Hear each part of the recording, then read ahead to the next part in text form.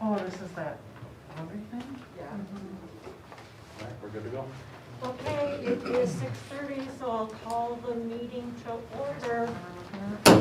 Roll call, Bruce Kalarjan, I'm here. Roxanne Kendall, Here. Bob Gunther, Here. Katie Thomas, Catherine Cranston, Here. and Penny Jo Forsberg, Here. and myself here. Could I, let's see, District Mission, together we engage, educate, and empower all learners, bridging their passions to pathways to create successful futures and positively contribute to our local and global communities. Could I get a motion to approve the agenda? So moved. Thank you, Katie. Is there a second? Mike a second. Thank you, Bruce. All in favor? Aye. Any opposed? Motion carries. I did not receive any requests for public comment. Neither did All right, so we are on to number 5, People Services Budget. Thank you, Abby, for being here. You have a button or do I open it? I hope that you can open it right from the agenda there. Here, I'll jump the camera for Are you gonna, you. You got, use the cursor on.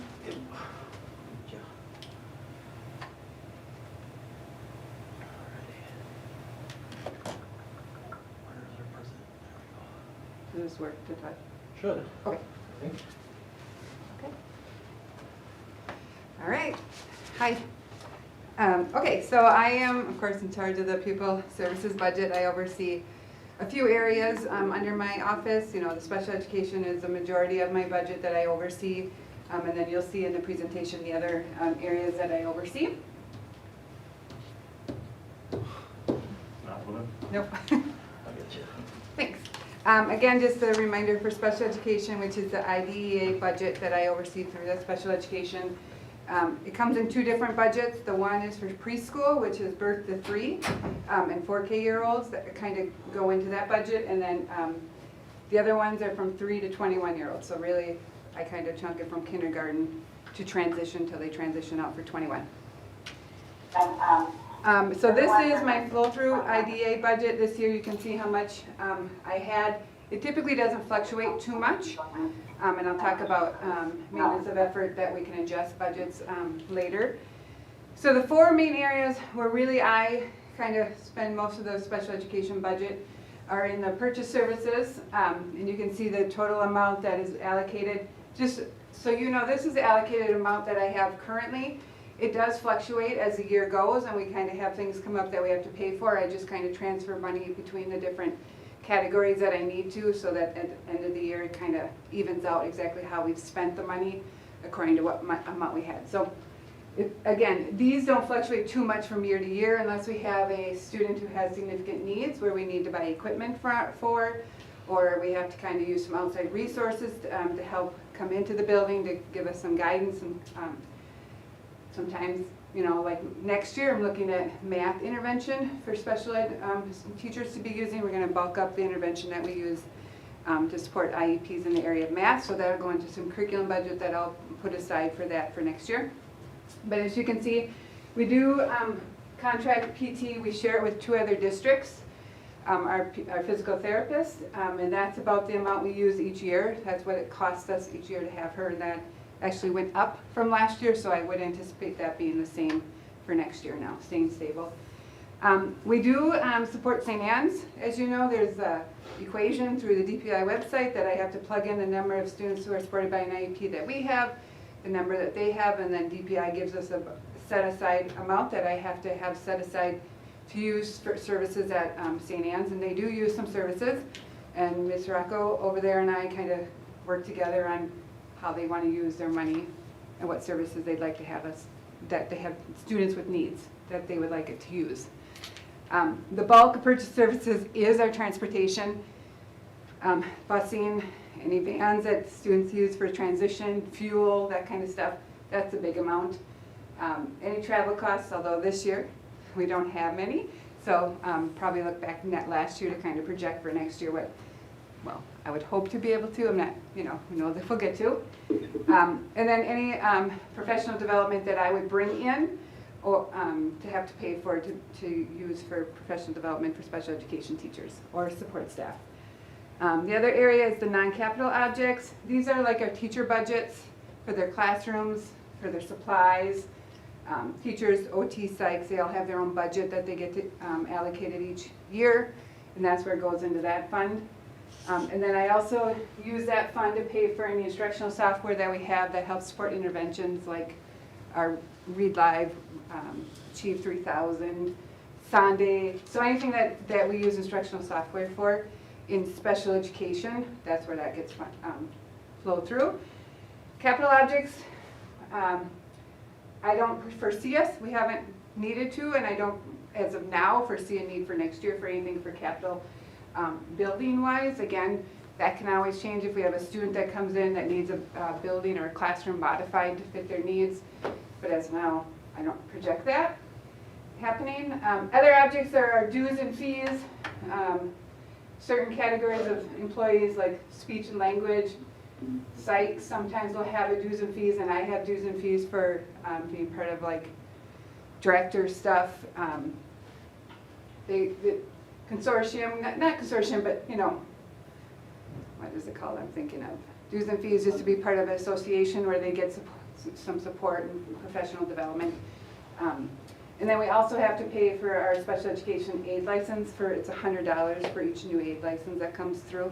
So we pay for that for them to be able to get licensed. Similar things in early childhood, same kind of narrative for them, same areas. Okay. Oh, if you can go back, just so you know, that's the allocated amount for this year. Again, I don't foresee that fluctuating too much for next year. Go ahead. And so just some information, some current contracts for outside services that we have. I kind of mentioned physical therapy right now that we share a consortium with other districts. Forget that 0. that was a typo. We do use vision and orientation mobility services through CISA, part of that consortium. That's rated by how much service we use. There's some years where we don't have any students that use those services. This year we have quite a few younger students who are using that service, so that'll carry through with us. And it depends on what service each student uses. It's a fee that we get charged for that. And then we do have students who are placed outside in specialized programs. You can kind of see that's the range per student depending on where they are. That does not come out of my flow through. We use local dollars to pay for that to help us meet our MOE, our maintenance of effort, every year. When you say local dollars? So you have to spend enough. So we have local accounts, what's the word I'm looking for? Local Somerset money, right? Not special education aid. Like Fund 10? Yeah, Fund 10. Levy money. Yep, Fund 10. We use Fund 11 here yes, Fund 10 though. Sorry, I'm trying to get them straightened out. Yes, Fund 10 is local. We have to spend so much every year, the same each year or close to it.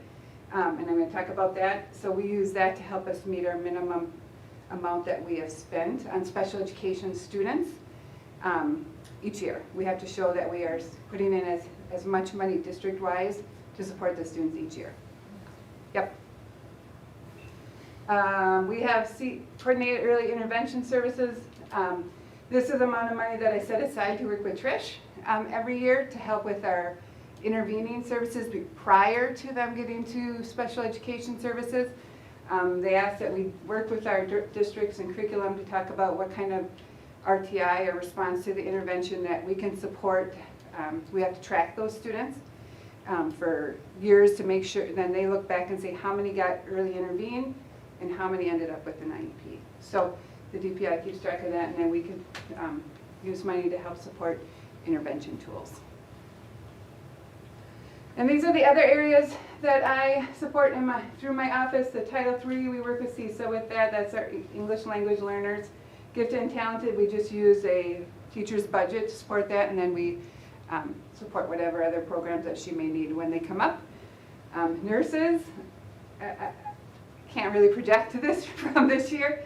We'll know kind of based on last year we had a first nurse in that position, so we kind of had an idea what the budget looked like, but it looks vastly different from this year. So eventually in 2 years, hopefully we'll have a better idea of what that office will really need.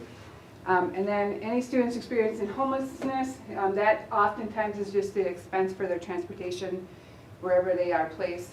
They have the right to come back to Somerset for school, so oftentimes the cost to that area is just that transportation to and from school.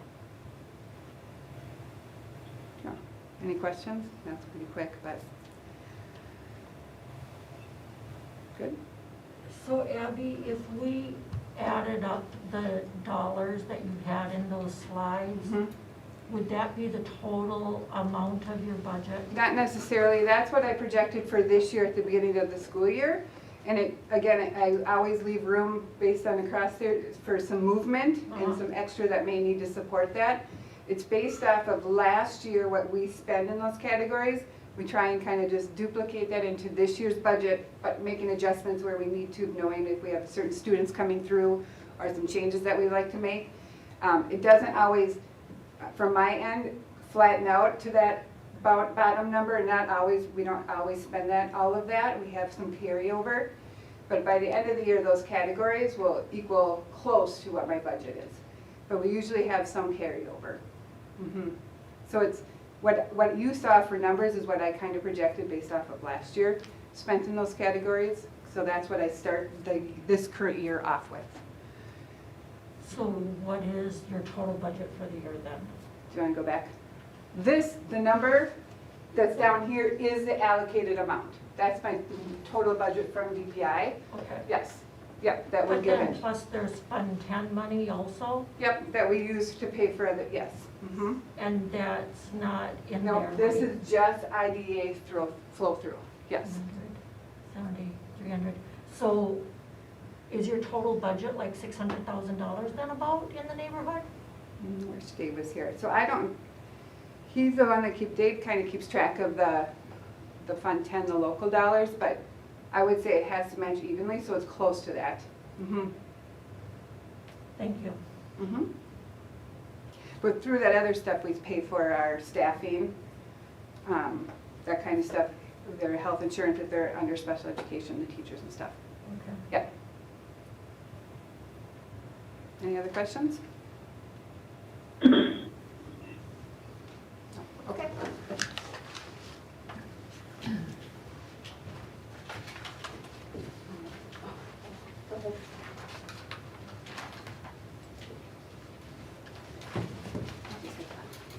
Hi, Jace. How are you? Good evening. How are you? Good? Good to see you. Super. Super duper. That's what I like to hear. Okay. A little bit of background as we're going through. Take that off. A little bit of background as we're going through my budget, just for kind of educational purposes as well. Kind of to give you the background of what my department does as we go through. So if you have questions as we go through, just give me a holla.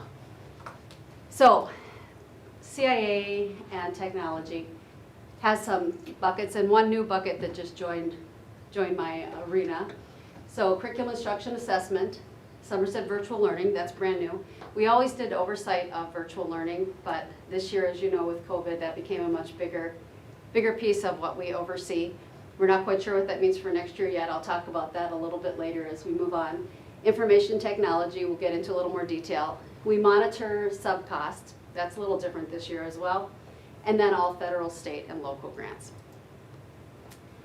So if we start with curriculum instruction and assessment, just to let you know what drives that budget as we plan for the next year. And last year we kind of had a truncated year, so planning for this year was very difficult. We kind of paused and we're redoing a bit because what plans for this year, the strategic plan drives much of my budget. We look at our main objectives through the lens of the strategic plan. And as you know, our strategic plan, diversity, equity, and inclusion, we look at the goals. What are we working on? What do we need to do? Where are we in our cycle? Who will we be targeting? What will we be targeting? So DEI, mindfulness, restorative practices, access to technology. Those were the big components under educational delivery that I work with as I plan our professional development, continuous improvement. And then we look at district and building goals. We talk to each of the principals, we look at data, we look at our student achievement data, and we plan forward for the following year. So we use CISA-sponsored trainings, outside experts. We might look at book studies, summer trainings, conferences, and so on. All of that goes together as we plan our budget moving forward. That comes out of my office. So for 2021, this year, very odd year as you might imagine. So we wrapped up ELA, grades 6 through 12. We started that adoption, that study. We went deep into what we had. We did a big research as far as our test scores, wrote some goals. We looked at our resources, and last year, if you remember, we started looking at resources and brought on StudySync, grades 6 through 12. Grades 6-8 adopted StudySync, grades 9-12 also came to the conclusion that that was the resource that best fit our needs, and we started the adoption process. They brought on StudySync. That takes a 2-year cycle for me because by the time we do all of the research and all the digging, I use 2 fiscal years to get the job done. The implementation process is typically a 2 to 3 year process, and then we continue to evaluate. So this is the second part of that where we continue to bring on additional resources. Again, this Monday, we continue that work with additional training for our 6-8, doing additional work looking at data. So more resources were purchased, more training is continuing to happen, and that continues to come out of my budget for this year. With COVID, we've kind of put a pause on the resource adoption, and that's where a good chunk of my budget lives. So typically between $80,000 and $100,000 a year from fiscal to fiscal goes toward resource refresh. And that's not just one particular area. For example, we're really looking at K-5 social studies. We're also on the heels of brand new ELA standards coming through, and next year brand new math standards coming in. That also includes any new AP courses, advanced placement courses, college in the school courses, any Project Lead the Way pieces that come through that need new curricular materials. Our music department just had some wonderful things happening. We had to support that. We've got lots of different support pieces, and it all kind of adds up. With COVID, we kind of went, I can't pull people. Usually there's a lot of research that goes into these pieces. We do a lot of deep diving. We develop mission statements. We look at the vision for the area. We look at what we have. We look at the standards. We tear them apart. We look at data to support that we need to change. With COVID, we are not doing that. So we've taken my budget this year and we're reallocating much of it. We've been supporting technology. One thing, Jason, you want to be Vanna for just a second? Look, you know exactly what it's like we're the same person almost.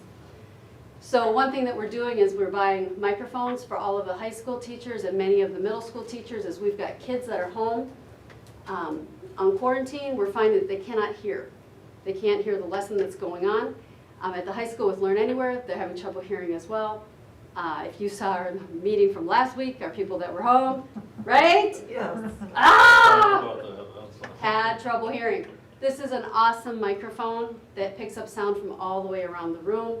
So we purchased, using my budget, microphones for our high school teachers, microphones for many of our middle school teachers. We've been testing them out, kind of upping the equipment that we need in order to best serve our students. This was a big need that came out of our teachers were looking for, and we're able to do that. We're also using my budget again for some other professional development needs for all the 3 buildings in order to best help our teachers be prepared to do what they're being asked to do right now. We're also looking at the IT budget. Since that's being used for some other things right now, we're going to use some of my dollars to help supplement, thank you, some of the interactive TVs and some of the things that we need to do given that our Chromebook situation, you know, they're being beaten, battered, and after spring where everything went home and some came back and some keys came back and some other things never came back. So reallocation of my budget for this year has been part of the work. And we're continuing to have conversations on how to best change things around to make sure everybody gets what they need.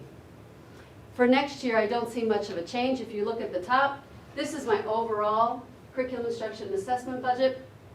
Dave and I worked at the beginning of the year to reallocate that budget, or we reduced it a bit because we knew with COVID, we weren't going to be traveling.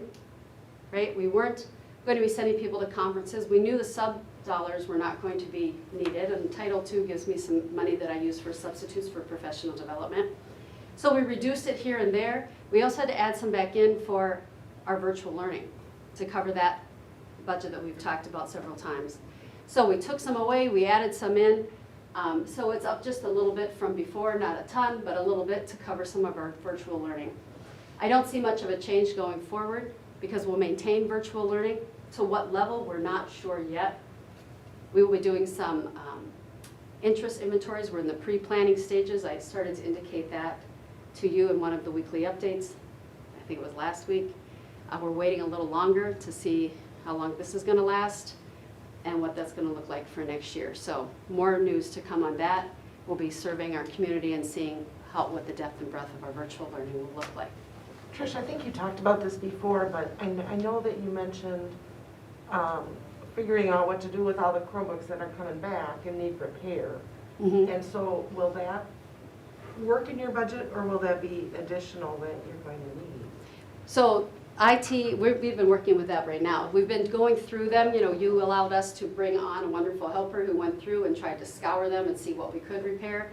We've been able to get some, you know, take pieces and parts from some to repair others. We've been going through and repairing what we can. We were able to get some keyboards from HP in order to replace and do what we can. We've trained Erin how to do some simple fixes in the IT office. She can help out with some things. We also now are starting to send some out. So we're doing what we can for the repair.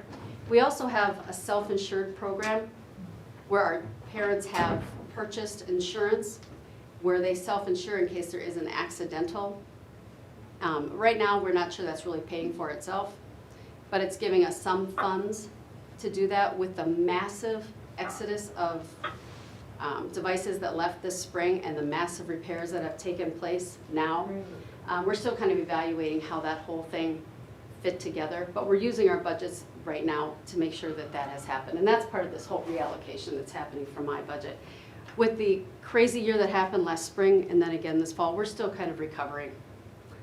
We just had a nice big pickup from Recycle. CISA 11 sent around a truck to get rid of all the technology that had gone bad, so we're in cleanup mode and fix-it mode, and right now we have the elementary back up to snuff where they need to be, and we're getting there, so. Right, Jason? Feeling good, though. I don't know how you fix them all in such a quick turnaround. Well, and you have to know the device to itself, sometimes it's not worth the repair. Yeah. You know, it's not it's a great device, but sometimes it's just worth a replacement rather than a repair. Especially when you've got a touch screen, the touch screen, the cost of repairing a touch screen in some cases is great, sometimes not. And we've got different generations of Chromebooks as well, some that are worth repairing, some not so much. As we look to next year though, like I said, I don't see any big change in the need.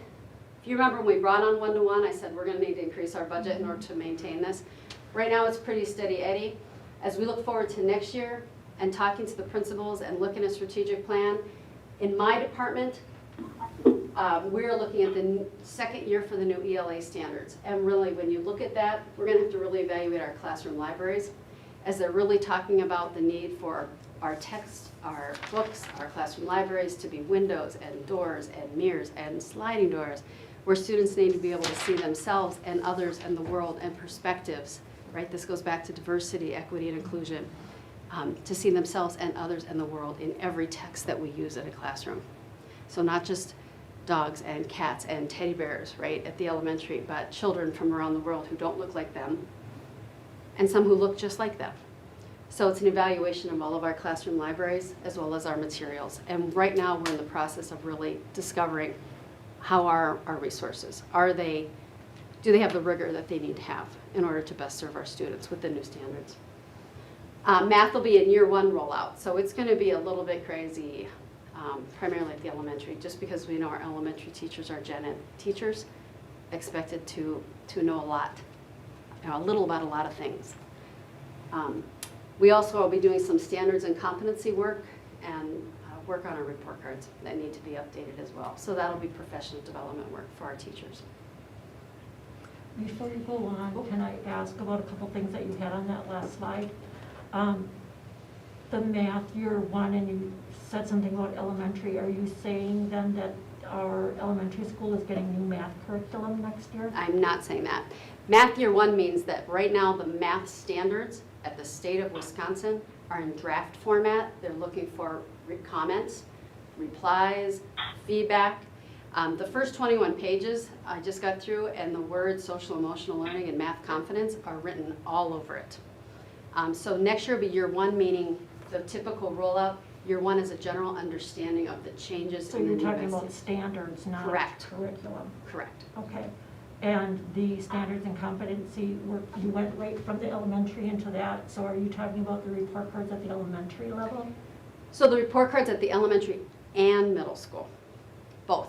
Okay. Both of them have not had an overhaul for several years, and because they are standards-based, if our standards are changing or have changed, they really need an overhaul. And when you do a standards-based report card, and you've got standards that have changed, and we haven't overhauled our, right? And every one of those areas needs to have a rubric associated with it so that we know what proficiency looks like, and so do our parents. So are we still using Eureka at the elementary for We math? are. We are, and Eureka is one of the, IMPL is one of the highest rated resources out there right now that is highest aligned to the math standards in rigor, in usability, and in alignment for the elementary. So it's a good resource, but with the new standards coming out, I don't know if that will remain to be true. They also have nice online components now that we have reviewed that have considered purchasing. We did purchase it for our JK, but our teachers K-5 said they already have access to that because all of those components were already in place in other ways, so good stuff. Anything else? No, thank you. You bet.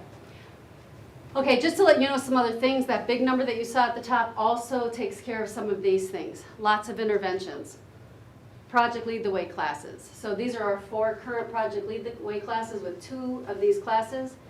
Computer Integrated Manufacturing and Computer Science Essentials just coming on in the last 2 years.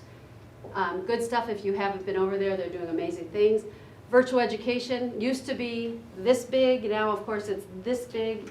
Edgenuity being the platform that came on prior to COVID. So Edgenuity was not a knee-jerk reaction. It was something that we had looked at to switch to before COVID ever reared its ugly head. We used to have something called Odysseyware, and we were looking for a change. And we decided to pilot, we reviewed and we piloted, we selected Edgenuity, and we continued forth, and then COVID hit. So we use it for credit recovery, our summer school program, GED prep, test prep. Sometimes we have holes to fill. For example, we have 2 students who started French before one of our wonderful French teachers retired. And now they're seniors and they need to take a French too. It's like, blah, we don't have anyone who is certified for French. So we are using Edgenuity to get those students, or 1 student right now, the 2nd credit for French, and that's working out pretty well. My department also does all of our local assessment and local monitoring. So EduClimber, wonderful data warehouse, pulls from all of our data resources, from attendance to behavior monitoring to all of our assessments, puts it in one wonderful package for every student so we can look at the whole child. And then we can progress monitor the whole child. It goes beautifully with our strategic plan. FastBridge, our local assessment, we use it for reading, for math, for social emotional behavior assessments. Also a wonderful tool. All of that comes out of an oversight of my department. Lots of grants. So many of these are wrapped already into my budget, that big number that you saw. Even if there are revenues coming in, we already know about them and they are wrapped into the dollar amount. So most of these come through WISE grant, and then I oversee the assurances. I work sometimes with CISA 11, and they help me make sure that I'm following all of the federal laws that go along with all of these. So I oversee ESSA. ESSA used to be called No Child Left Behind in the day, ESEA, and so on. Now ESSA, public and private, so I confer with St. Anne's, our private school, to make sure they get their portion of that federal dollars and that they're following the rules too.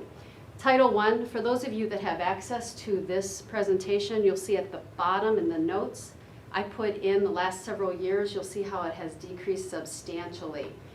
I don't know, 3 or 4 years ago, it used to be over 100,000, and it has dropped, and it's dropped now to 41,000. Again, another 7,000 reduction from just last year alone.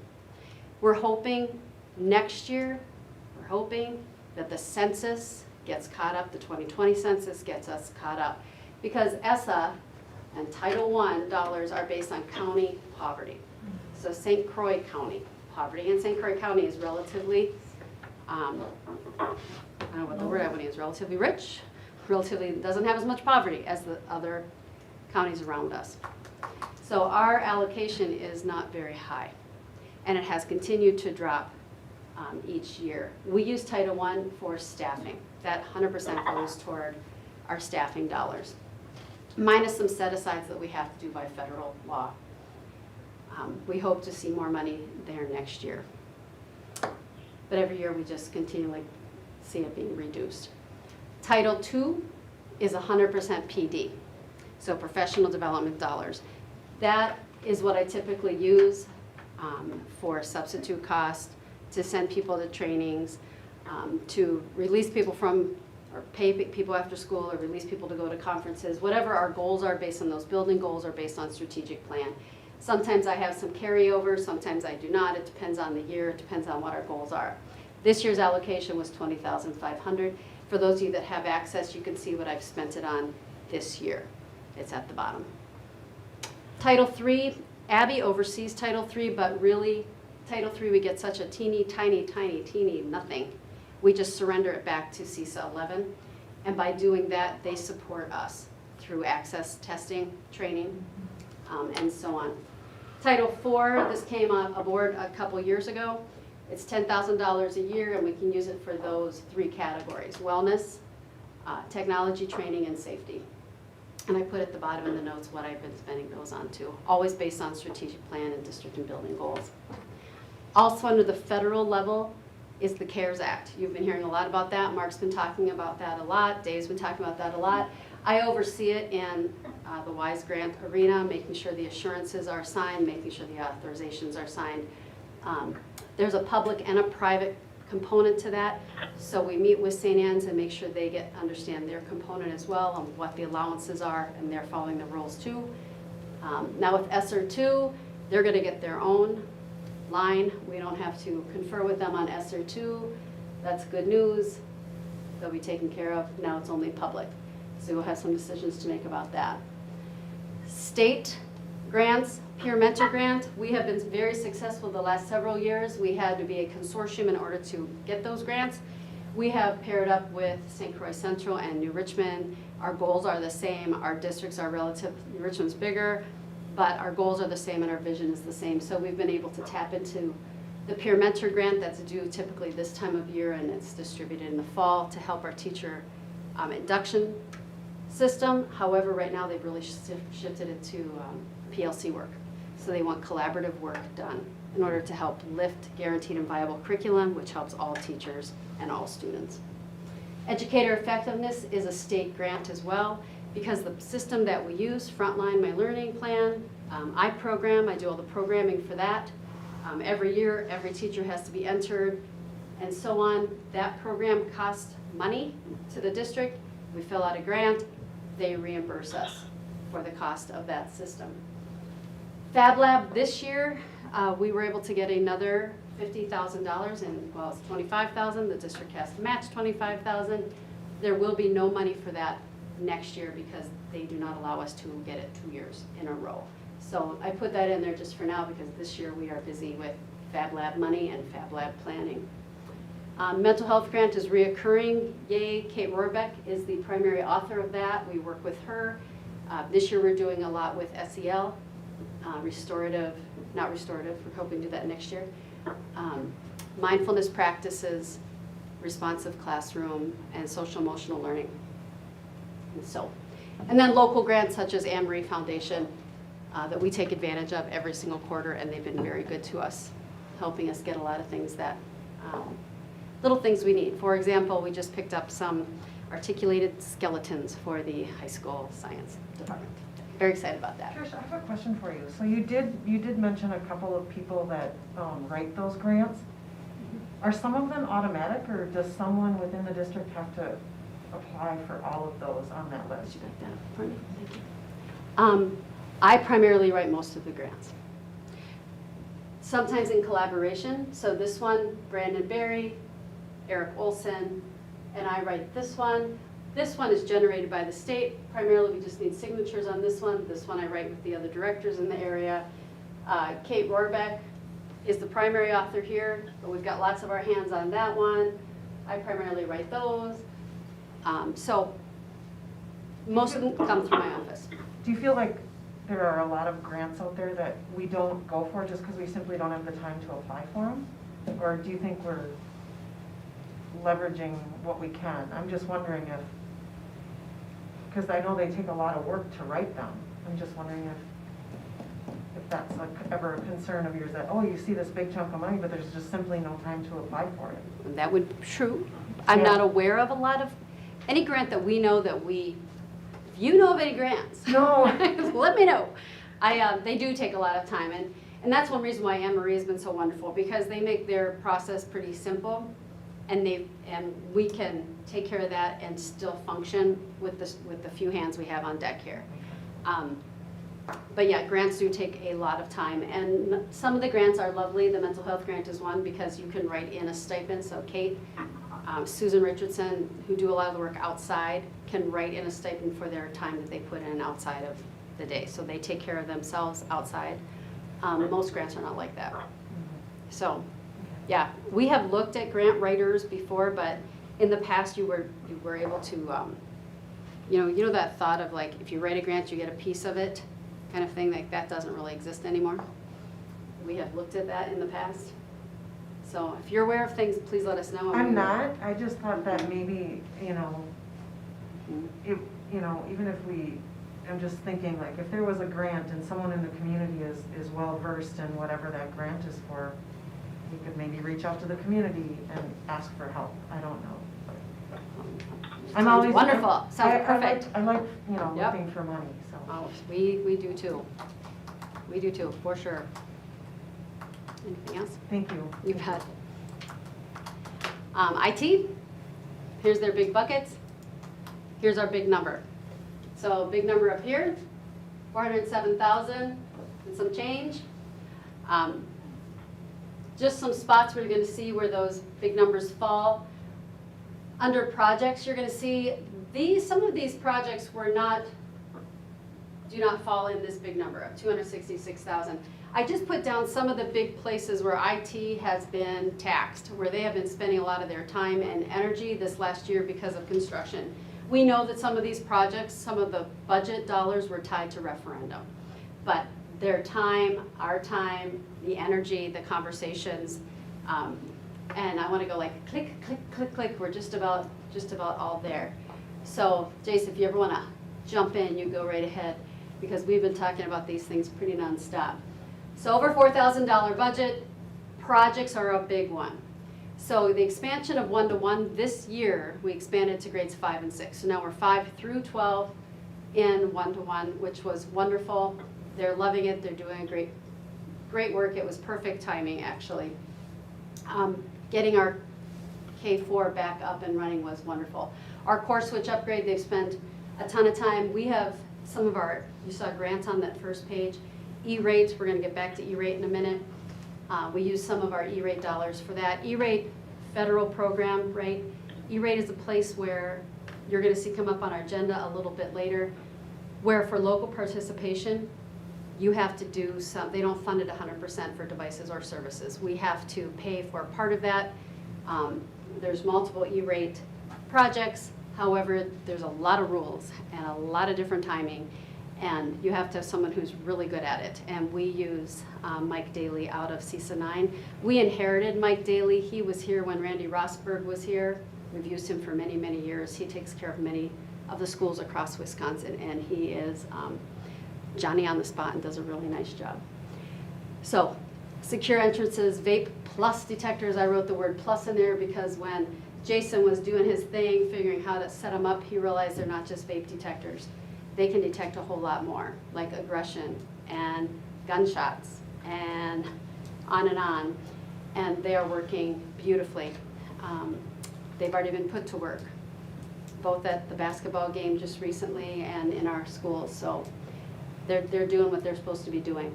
Chromecast and our TV monitors, both at the middle school commons and high school flex spaces, are up and running and being enjoyed by all.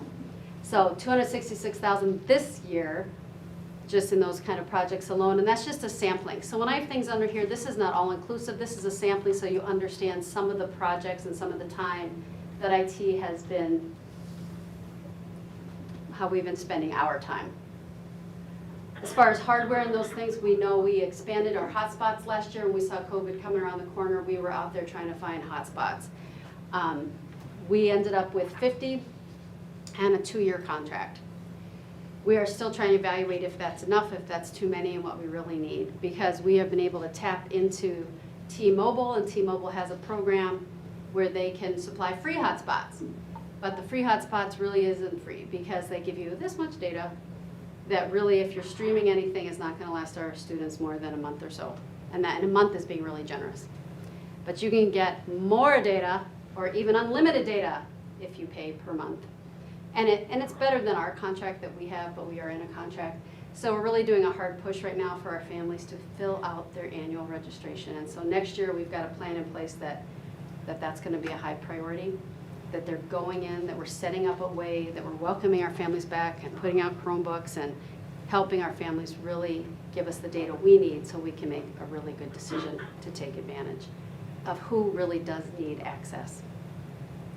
Because we're able to tap into some of these things now. E-rate also is, they're starting a conversation at the federal level in order to how to get our students access who don't have access, largely tied to free and reduced. All new printers across campus. By the end of the year, we'll have all new printers. There will be some general increased toner costs just because of the new printers and what they demand. Renewals and maintenance is a pretty big pot of money. We have a lot of ongoing subscriptions, ongoing software. GoGuardian, one of them, that's our oversight, that's our monitoring system. That's also been wonderful as kids are home. We can see what they're seeing, and it's really a good thing. It's also very good instructionally because our teachers can use it to push out content to all computers in their classroom, as well as seeing what kids are seeing or doing. Smart Learning Suite, we're still learning, but this is exciting. Get ready. Smart Learning Suite is being able to use Smart Notebook in the cloud. So something that we've been just screaming about for a long time. But teachers will be able to make some minor edits, do some editing to their Smart Notebooks in the cloud from home, from their Chromebook. Isn't that exciting? Right, Lori? I know! I was so excited. Brandon Berry told me, like, stand down. But I was very excited, very excited. We've got a few teachers who are jumping up and down, piloting it right now. Hope they're not watching. So we've got a few people who've been using it, and they're very excited too. So that's relatively new. We're trying to figure out its limits, you know, what it can do and what it can't do before we do a mass rollout to everybody. But it is out there and it is accessible to everybody right now. Google Enterprise is something we brought on. They gave it to us free. That was pretty fun.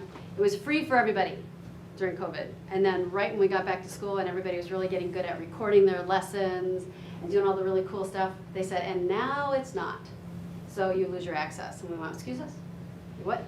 So then we had to start paying for it. And so that became part of our ongoing software. The really good thing about Google Enterprise, though, is after your Google Meet session, especially with Learn Anywhere, it gives you a report on who was online, how long they were online, what they were doing when they were online. So, I mean, basically, it's how we take attendance now at the high school for Learn Anywhere, too. So that's just a small little feature, but it's got wonderful features, wonderful upgrade. For 21-22, we are not seeing much difference again. We did some shifting of some, we've got a wonderful spreadsheet. We did some shifting, moving one lab that we're considering moving to one fiscal year out in order to cover some of our projects.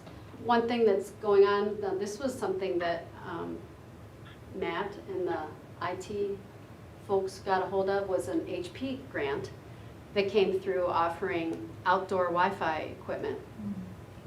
So they gave us the equipment and they got that, yay, but now we're not sure what it's gonna cost to get that installed and have access to it. And right now we're hoping that some of the E-rate money we could tap into to get outdoor Wi-Fi, especially for our football field, kind of between our football field and, this was part of COVID, so that people can get Wi-Fi outside of the doors of your school. So we have all of the equipment here, but we don't have the lines run or it turned on essentially. So we're not sure if what the cost associated with that will be right now. They're still checking to see. One thought is that with E-rate, sometimes you have to buy the product or buy the equipment and then, so we'll see. So we don't have any dollars associated with that project yet. That's something in the, that's coming up. But as far as 21-22, you're going to see that we have to finish the core switch upgrade in the high school, and we have to do the core switch upgrade at the elementary school, and then we'll be done with that. Our rotation with our 1-to-1, our 5th and 9th graders will get new Chromebooks. We're hoping that they can hold on to those things for 4 years. I mean, they're pretty beefy, and most kids can do it, but a lot of kids can't. So that's our accident insurance and just kind of training them on how to take care of those guys. So we're trying to do a 4-year cycle. We'll see.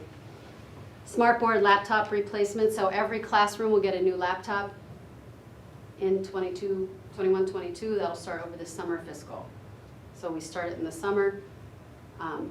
We know that we need a nice laptop attached to this so that they can have good speed, good streaming, and so on. This is the cycle year where those things will be replaced. Also, all the offices, people in all the offices and all the buildings, they're up for, their cycle is up now too for the laptop replacements. So you'll see some RFPs that'll be going through for replacement of laptops. Smartboard and projectors, we typically replace as needed. Right now, the interactive flat panel displays, which we have in some people's classrooms, when everything starts going out, when the smartboard goes out, we're replacing them with interactive TVs. Are fabulous. People love them. They don't dim. There's no problem. There's no bulbs that are going out. They're coming down in price a lot. They used to be $4,000, and now they're down to $3,000. I mean, that's 25% decrease in price. We have Dawn Peer. I think we have Jane Driscoll. We have a few people with them, and they cannot. You can see them from all angles. You can see them from far away. They're wonderful. So we really want to get to that point. Right now we have a teacher at the elementary whose bulb is out in the projector and the bulbs are backordered. And we can't, technology right now across the nation is just backordered. So it'd be really nice to start moving away from this technology and moving toward that. Renewals and maintenance, I put down a few that are coming up next year because again, these are on cycles, and so these are some of the bigger ones. There are some of the ones that you may or may not have heard of. Our smooth walls, our internet filtering, Sophos antivirus, and Archive Social, which in case we ever get a public records request, any of our social media is archived in such a way that it would be easy to go in and do a public records, do a search. Currently we have our Facebook out there. We are in the process of getting all of our other school social media, for example, middle school and high school, Twitters and Instagrams need to be added to that list because I think it can take up to 10 with our current subscription. Miss anything, Jace? I think so. So those are the big buckets. No big change in budget total. No big projects that would shift us one way or another from our technology lens from one year to the next. And that's it.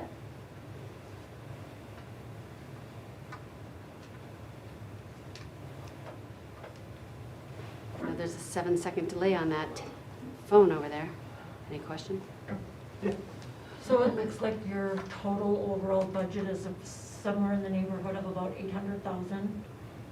Yeah.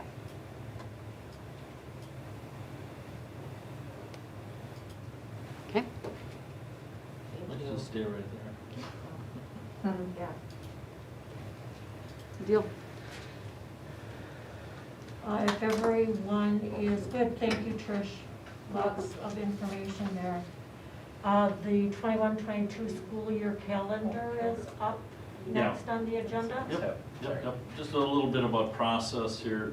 You know, the calendar's been at the admin table for the last couple of months as we do our due diligence. Typically what we'll do is take a look we'll start out with a typical school year calendar and then fit it into the corresponding dates of the year. And then look at, we usually gather all the other MBC schools and take a look at common dates, whether it be professional development. In the past, what was our Ed camp. Ed camp date, so we can all be on the same page. A lot of our discussion revolves around spring break, and that usually revolves around ACT testing, throughout the area, and how, every district has a little different take on when they hold spring break. There's a lot of conversation about the first week when staff comes back, just how that week lays out. When do we bring the kids back? This last year we had some split shift days, which was really nice because with the whole COVID piece and what have you, bring kids in, half the building at one time or at grade level, and just really re-indoctrinating them on how the school year was to go. So that was real important this year. And some of those conversations, again, we had for this next year, because as we went through everything from this year, there's some good things that we want to keep going with, and what have you. Then, there's always a few questions that we put out to the staff to survey to see, what do you think about the calendar, and most of the legwork on this, once we get the other districts' calendars, Monica and Trish really do the minute legwork, and we keep drilling down at our admin meetings, what's this day gonna look like, what's that day gonna look like, and how are we gonna move some of these days around. So Trish, if you wanna add anything. Yeah, so not a lot of big changes. We kind of mimicked our previous calendar. One of the bigger changes that you'll see on here is just the last day of school. Kind of excited about that. The last day of school typically has been a half a day. The way that the teacher contract rolls through here, when we got to that last half day, we still have a full day. We have 191 days, I believe. And our teacher contract's 192. So we have a full day of teacher contracts still to find in here. So we decided to put a full day that last day and use it in a way that kind of honors our staff. The first half of that day being coming together as a staff, hopefully in a non-COVID year where we can come together and celebrate the work of the district, kind of going through the work, the strategic plan work, kind of celebrate where we are, what we did. Also do years of service, because Mark tends to try to run around the beginning of the school year and hand out pins and say, good job, and take these pictures when we're in the heat of like beginning of the school year when teachers have their heads are in a million different places. So by the end of the school year and things are a little more relaxed, kind of celebrating our teachers for their years, as well as any retirees. So we can do kind of a in-house retiree celebration on campus, and then have teachers go back and have their time to do what they do to wrap up their school year. That still leaves a half a day of time, of contractual time that teachers would have to put in somewhere, and that can be done or determined by building. So as each building has their own goals, that 4-hour spot of time can be flex time used at the building level as determined by the building district or building leadership in collaboration. So each building has multiple goals that they are working on. So more information can come, they can decide how they want to use those 4 hours. So that's something that's different that we've not seen before. Many districts do that. Many districts have many hours that they have to put in across the year. We've never really done that. That is one piece. Other than that, there's not a lot of big changes.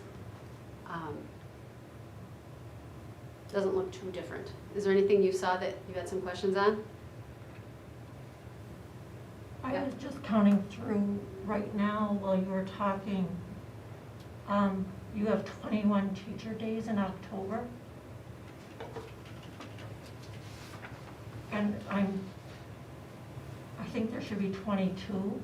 I think perhaps, I don't know, did you guys count conferences as teacher contract days?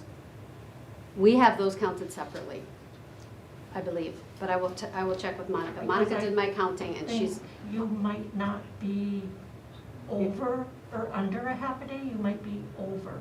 I will double check all of that. Thank you. bet.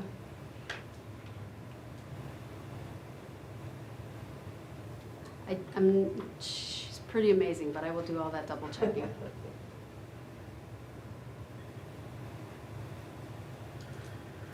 You bet. Fine tooth comb, absolutely. Any other questions you had about the actual structure of the calendar?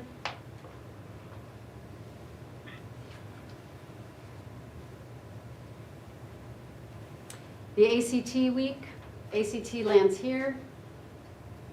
And then we have ACT, this year we have the choice of doing it online or paper pencil.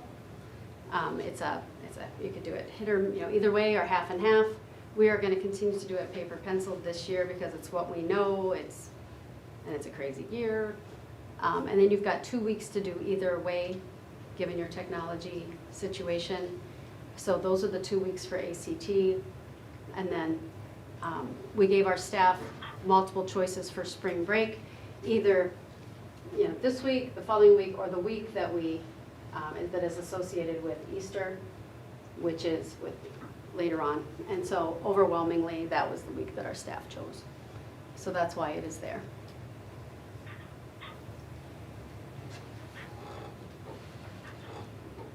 Okay, we'll count up those days Thank you. very carefully. All right. Thanks. Thank you. So the calendar will come back to the regular session for approval then.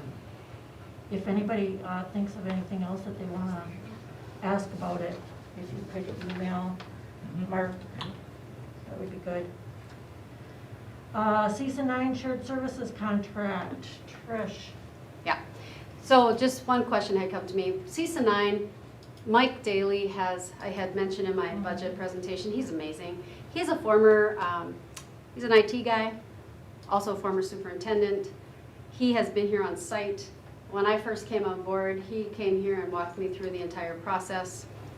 He has worked with the IT department. He's in constant communication. He works with many districts across the state. He is outstanding. And so this is the only service that we contract through. We have an agreement with CISA 9, and he is well worth every dollar we pay him. So you see this annually. You see this every year.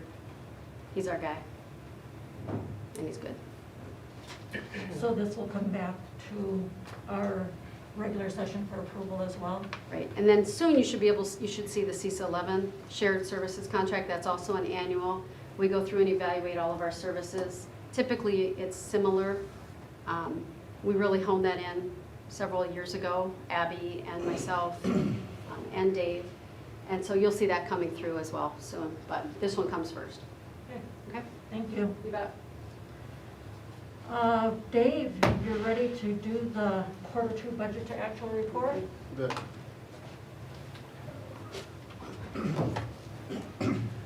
Mark, can you hit this light here? I sure can. And Jason, can you still zoom tight on the board? Yep.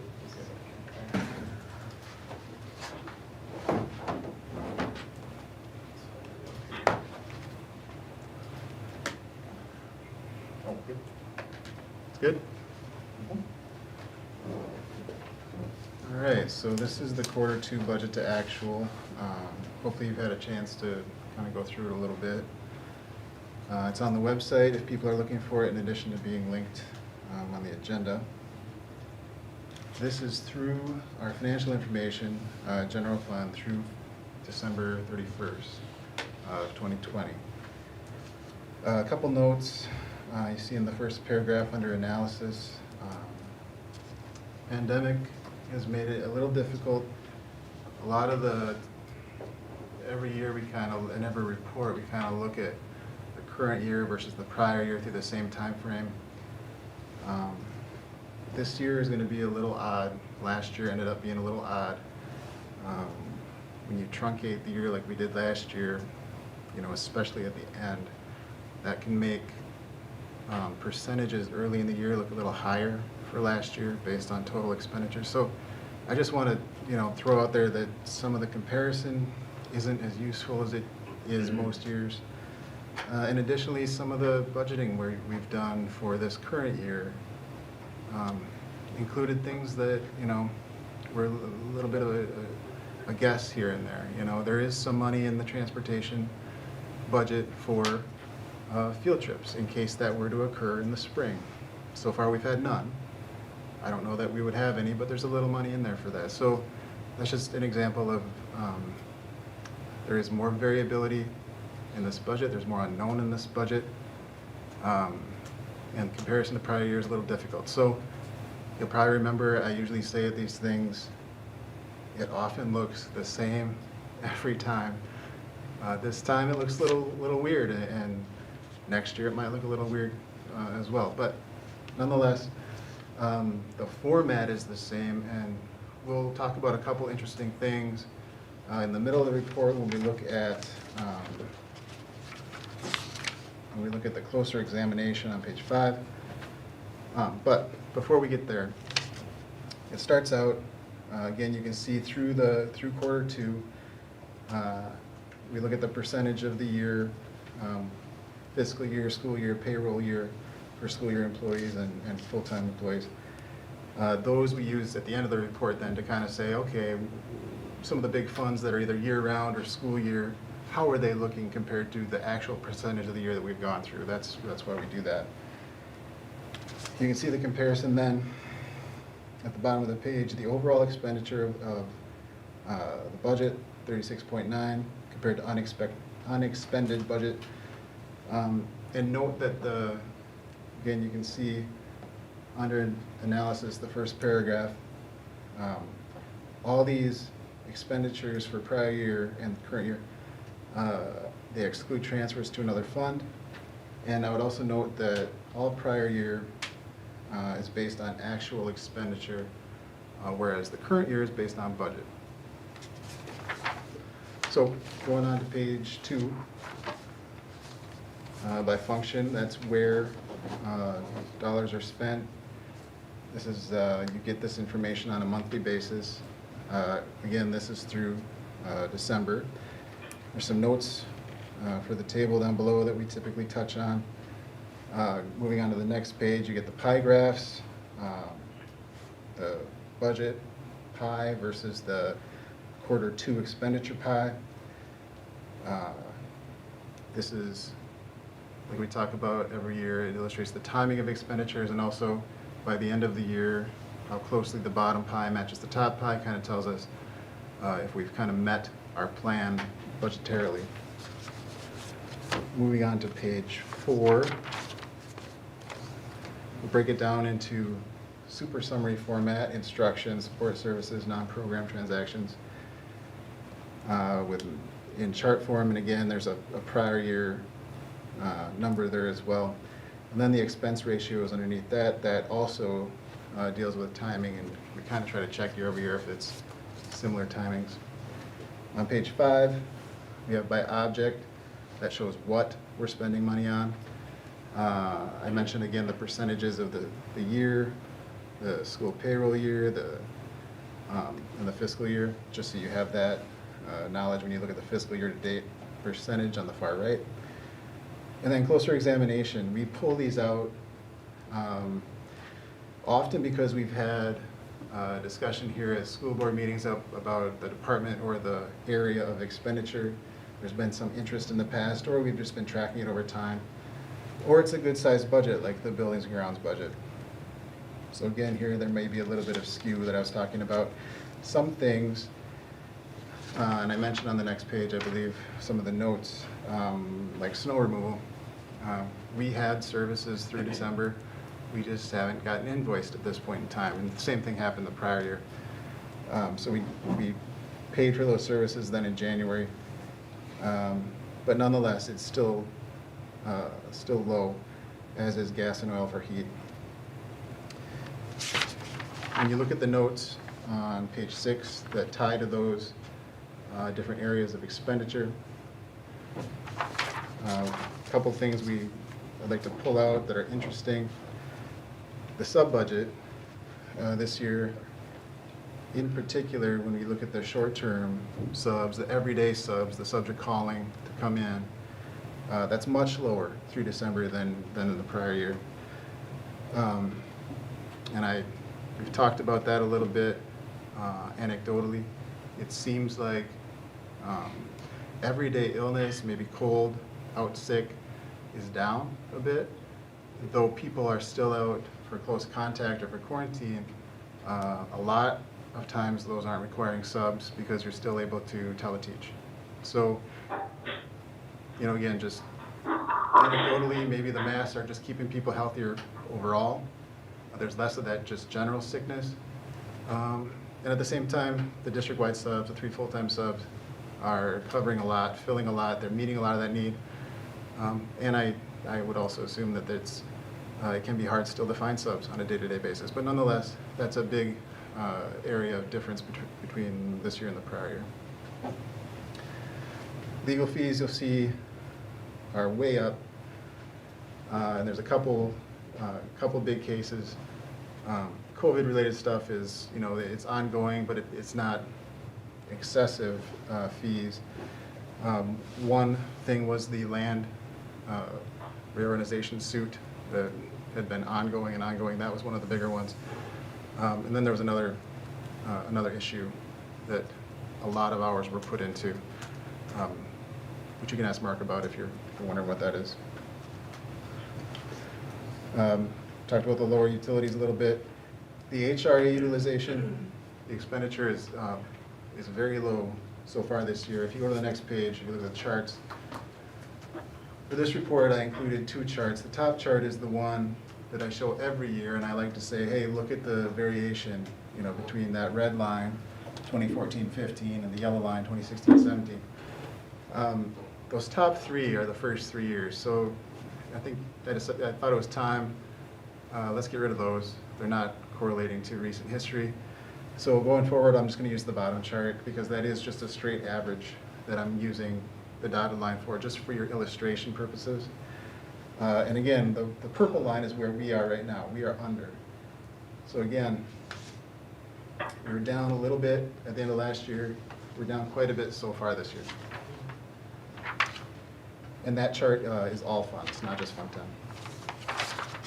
Moving on to page 8, special ed. I would note that instruction cost is a bit lower than expected so far through December. Again, I think there's a sub-impact here in special ed, and there was also a couple unpaid leaves that were not expected, where people were out and then maybe decided to stay out longer and so forth and didn't have the sick days or PTO to pay for that, so it's some unpaid time. You see the expense ratio in the chart for that same information, special ed on page 8. Going to page 9, revenues. Revenues overall, you see in the pie graphs, very similar percentage-wise. And a lot of this, our main revenues, state aid, tax levy, prescribed pretty much, so they're generally pretty close. Some of the categorical aids can differ, but the biggest ones, the biggest budgets for revenue we see generally are very close to their budgeted amounts. Moving on to page 10, cash flow timing. This should look almost the same as last year as far as what the graphs look like. The timing of the revenues, the top one is expenditure and revenue per month. The bottom one is cumulative, so adding up month over month. And you can see we're just about to get our tax receipts in January and February. which will close that cumulative gap that you see at the bottom. We did use, and you've probably seen this in the monthly reports, we did in December use the line of credit for cash flow borrowing for a week or so. So then the summary, you can see again the first paragraph, I talk about kind of some of the issues, some of the effects with COVID. It may cause it to be a little more difficult to compare year over year.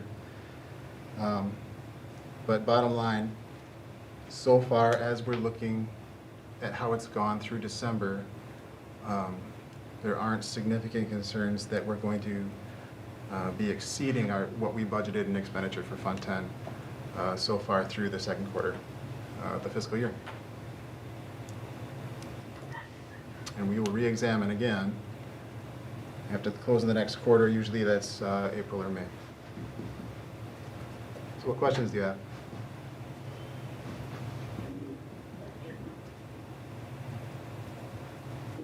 It sounds great.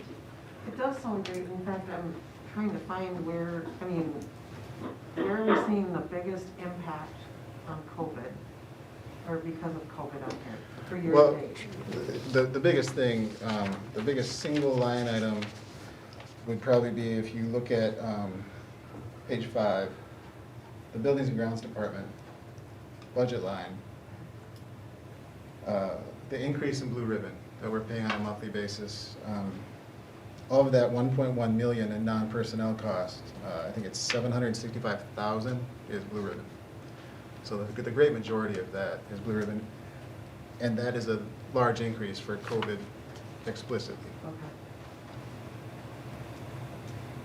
Now, the revenues, I know Mark had mentioned, and Trish had mentioned in her presentation, ESSER and ESSER 2.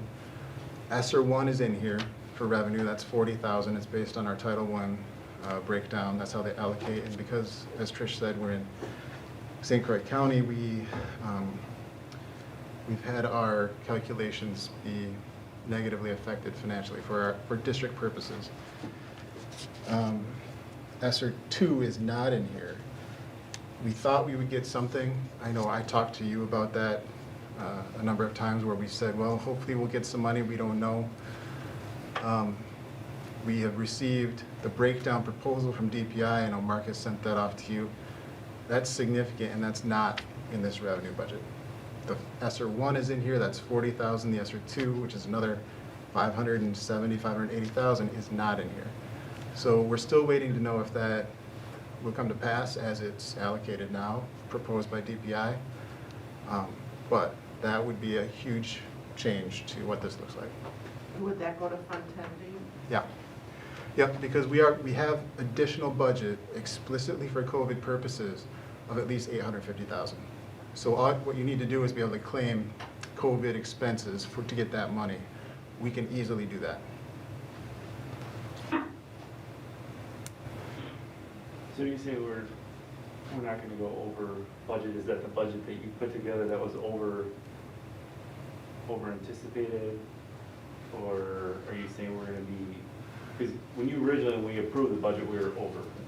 Right, so what you're talking about, Bruce, is when you add together or subtract revenue and expenditure, Yep. right? We're saying we had a deficit around 260,000. Yes. So what I'm saying is, the revenue amount seems like it's on, pending this additional information about ESSER 2. But as presented, the revenue and proposed, the revenue budget is on. The expenditure budget through December, through quarter 2, is I would say it's running a little lower. So, projecting over the whole year, I would say I'm saying it's likely that we would not meet or exceed what we budgeted for expenditure in Fund 10. So in other words, that deficit, I'm saying, would probably be less than 260,000 at the end of the year. Now, there's still some of the things that are allocated may pick up steam. At the start, the first quarter or two, the expenditure might be lower than it increases as time goes on. Possibly an example would be transportation if field trips occurred. And there's other examples too. There's a number of things where the cost goes up as you go forward. So it's not a straight line. You can't just project expenditure now is X% and it's going to end up at the same. But I would say, looking at the percentages of the year, looking at this compared to prior years, I would not anticipate that we would exceed the expenditure budget that we have in place right now.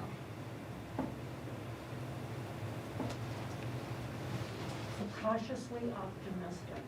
That's a good phrase. Yeah. I'm more optimistic. I think we're, you know, That's his job. I think it's on a good trend right now. And if we look at some of those COVID expenses, Do you know when that ESER two could be paid out? Possibly, is the DPI scheduled? It's not approved yet. you know, and joint finance No has idea. to approve it. But the model that they have, you know, we're gonna see a significant amount of dollars coming in. But, you know, and we haven't, and I don't know if you've mentioned this before in any years, but, you know, especially with like, our cleaning services and what type of things with COVID that we're into now, can we start weaning away from and cutting some of these costs? We know like our, ingenuity costs that were budgeted are gonna be down, because we had half the kids, I believe about half the kids from what we budgeted for. So there's some inherent things that, you know, are gonna save us some dollars there. So again, optimistically, you know, we could be, I'm hoping we're close to eliminating that foreseen negative balance. Then you bring in that COVID money, or the ESER 2 money, you know, we'll be sitting very well. Well, so when you budgeted the expenses, had that included step increases?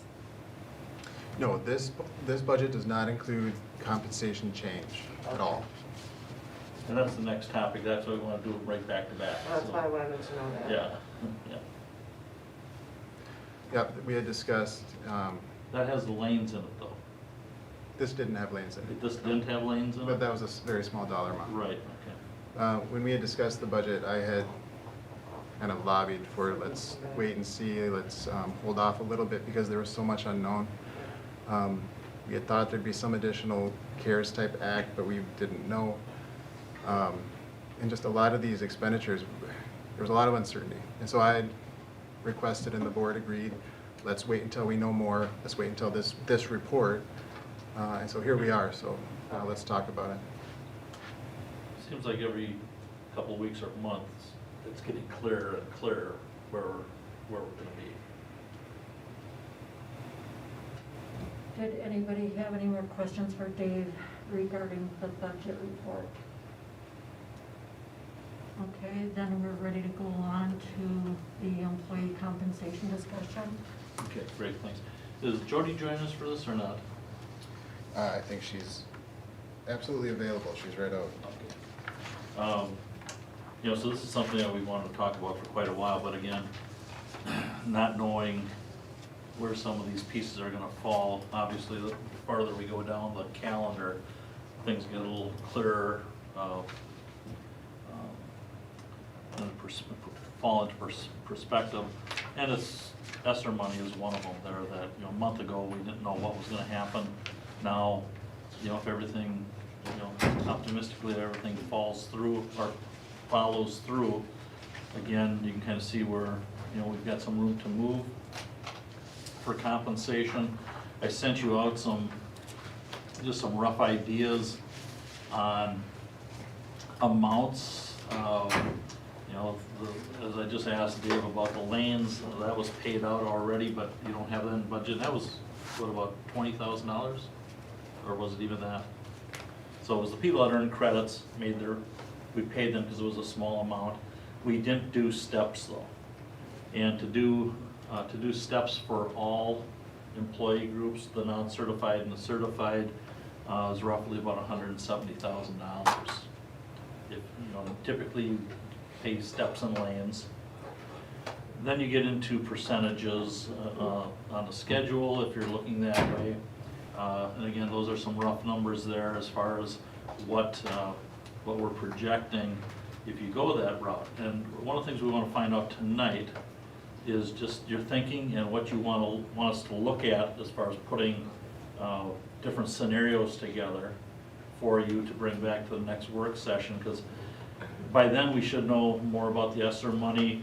All this will, I'm assuming, will be retro, so really, whether you decide something at the next meeting or the March meeting, you know, it's really irrelevant, because the dollars will still come back to the staff when you decide on what you want to do.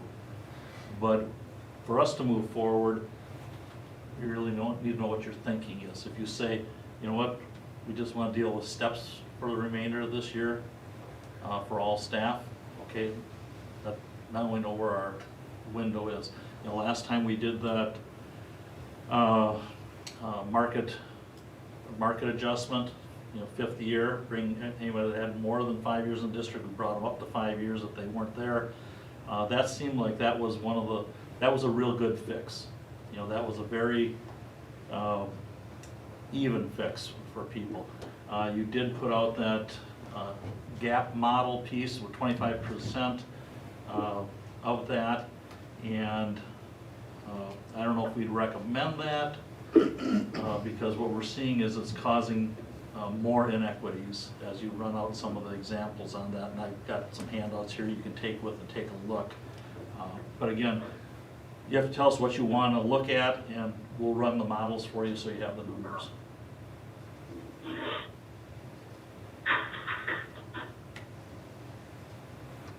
Does anybody have any requests or questions or comments?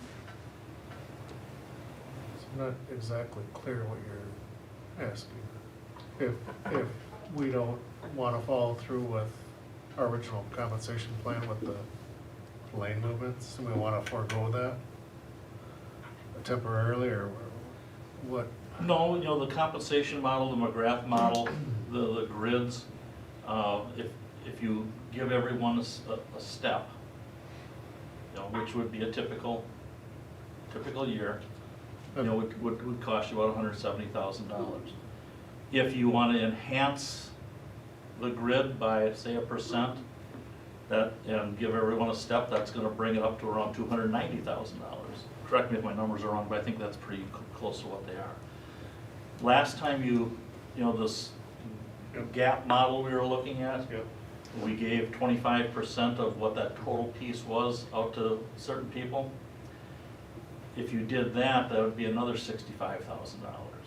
But people are currently in between steps Right, because they're not true steps. right. So if you say, give them a step increase, what is that?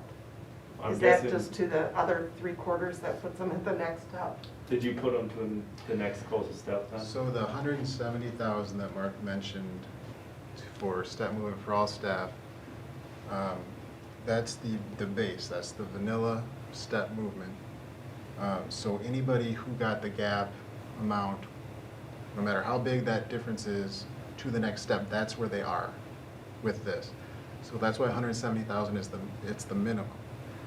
Anything to do with those people who are between steps would add to that cost, obviously, So, sorry, where'd you put the people who are between steps? on the next step. You put them on the next one, so if they were $500 away, you put them on Yep. the next one, no matter If they what were the number was. $1,000 away or $1 away, they're on the Yeah. next step. Okay. And did you say that the number for the 25% was about 60, what did you say? About that- 65,000 65,000. compared to, you know, from last time. So are you saying 65,000 is what it was last time? Yeah. Okay, Yeah. because some of those teachers are gone. So it would be a little bit less than that. And that also includes, Lori, 15% for payroll benefits, right? These are all, All those numbers include that? yeah, Oh, good, thank you. yeah. So these aren't, don't take this as dollars and cents accurate. These are close. Okay. And that's why we want to just know what your thinking is and what do you want us to run, and then we'll tighten it up. So because I'm not understanding, I'm sorry. So if somebody's currently between a step because they got that 1/4%, and and this board says, okay, we're gonna give everybody a step increase, where would you put that person? On the next step. So if I'm between 8 and 9, I go to 9. Right, so they wouldn't quite get that Right. full step increase. Let me clarify again, this was the discussion we had, I think you brought it up actually last year, you said, well, hold on, if we put people between steps, then what if they only get a tiny bit next year? Okay, they're getting their money a little early or whatever, that's kind of how you frame that, I think. So yes, the 170,000 for next step is, if you are close to that step, you only move that far. Yep. If you are far from that step, you still only move that far. Yep. But that's the minimum, right? This is moving steps, everybody gets placed on a step. From now on, you have a step, that's what we're saying, this is the minimum. The board can choose to do, you know, really anything else, but this is when we say, what's the minimum step? If you're between 8 and 9, like Jody said, you go to 9. Yep. Does that make sense? Oh, yeah. Okay. And I like the idea of people being on steps. Yeah, I think that was our Well, it goal. maintains the integrity of the That was schedule. to get them back on, I think, this year. How we do it, I think is what you're looking for. I mean, I think putting everybody up a step is a no-brainer.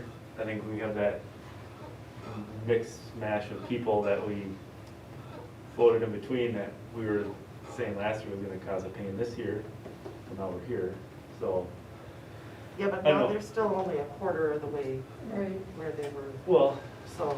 so I guess maybe just throwing it out there, if we get those people who are in between, and we say the next closest is whatever, 10,000, but then what happens if we take all those people and move them to the next one?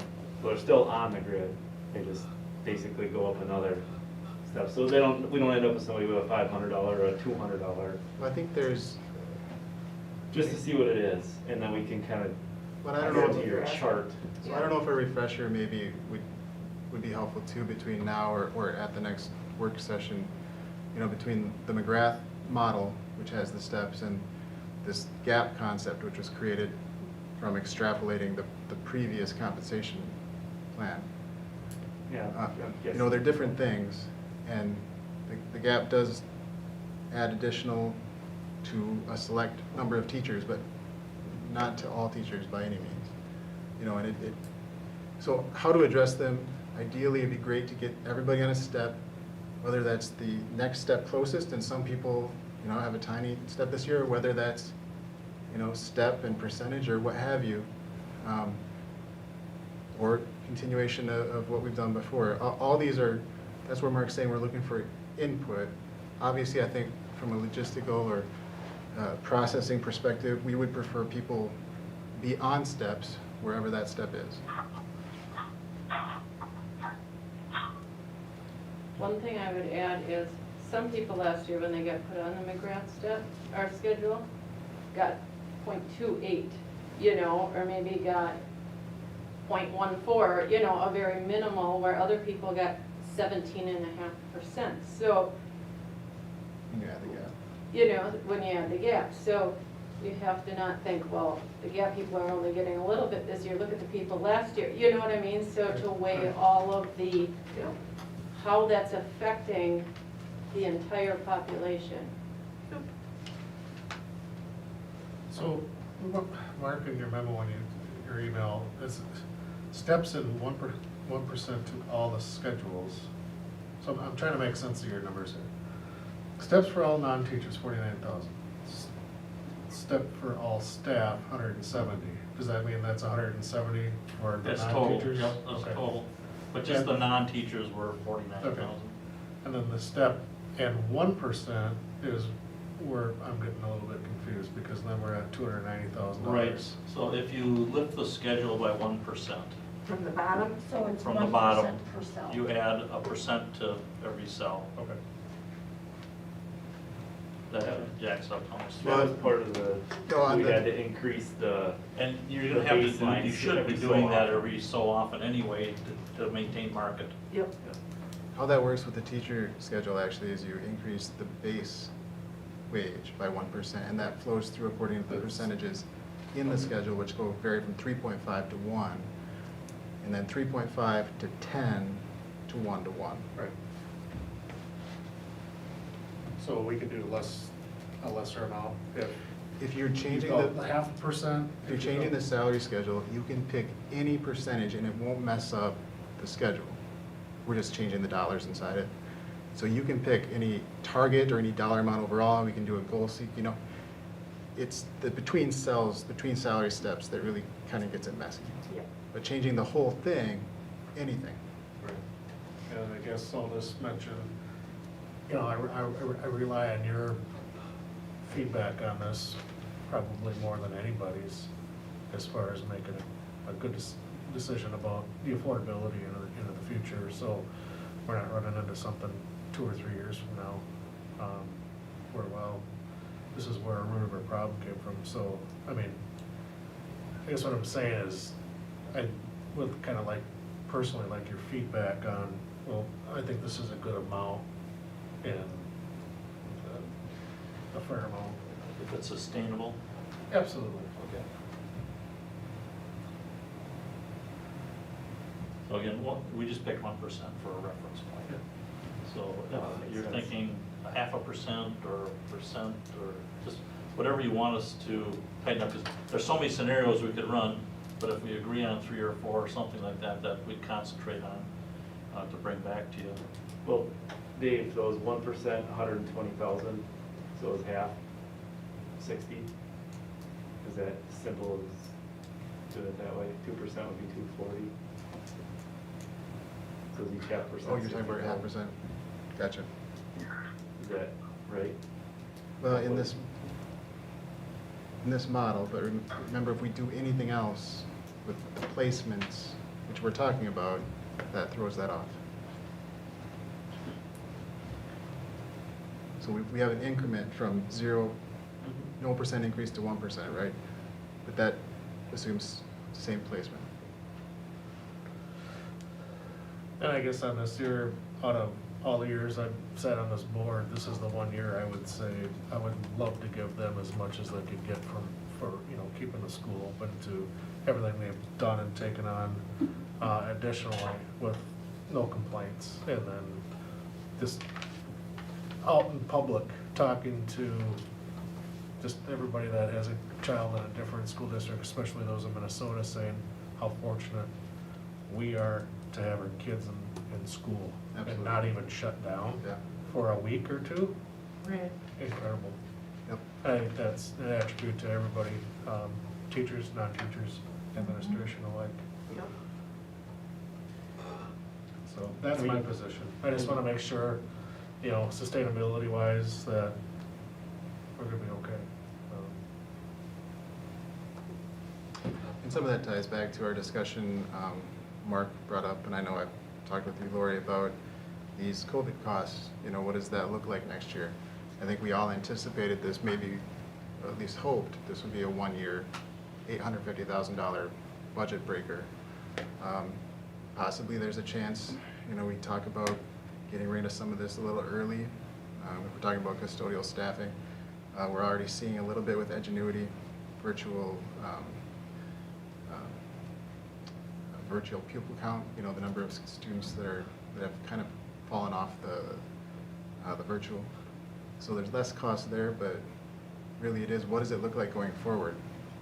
You know, what does it look like into the future? Are we going to, what's the pupil count of the district look like going forward? That's where our revenue is calculated.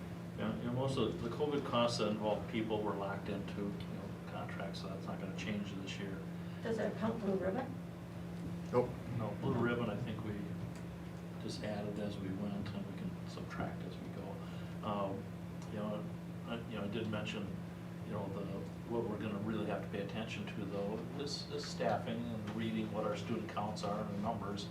That'll answer your question for the future, Bob, you know, because if our numbers are going like this year, we gotta make adjustments, or if they're going like this year, you know, we're sitting very well for a while. I feel, you know, if this ESSER II money comes through, I'm feeling really good about our budget, because I think that one of the only things I would recommend keeping from our COVID money for next year is keeping one of the additional nurses or nurses aides in the building, so we have one person each building. Otherwise, you know, we hired you know, these were all one-year contracts because we just didn't know what the situation was gonna be. You know, we keep keep one of the subs on and, you know, see where we go. So we can cut a lot of our, you know, a lot of those expenses down, and that gives you even more room in the budget. So are you, so what you're asking, Bob, for Dave to tell us is, so would you be comfortable with if we were to do the step in 1% at that 290 figure? Well, And still think that we would probably not go? Maybe okay? well, there's a lot that goes into that. You know, we've heard for numerous years that this property is going to be developed and there's going to be a lot of houses, and therefore more students, higher head count, and now maybe that is actually going to happen.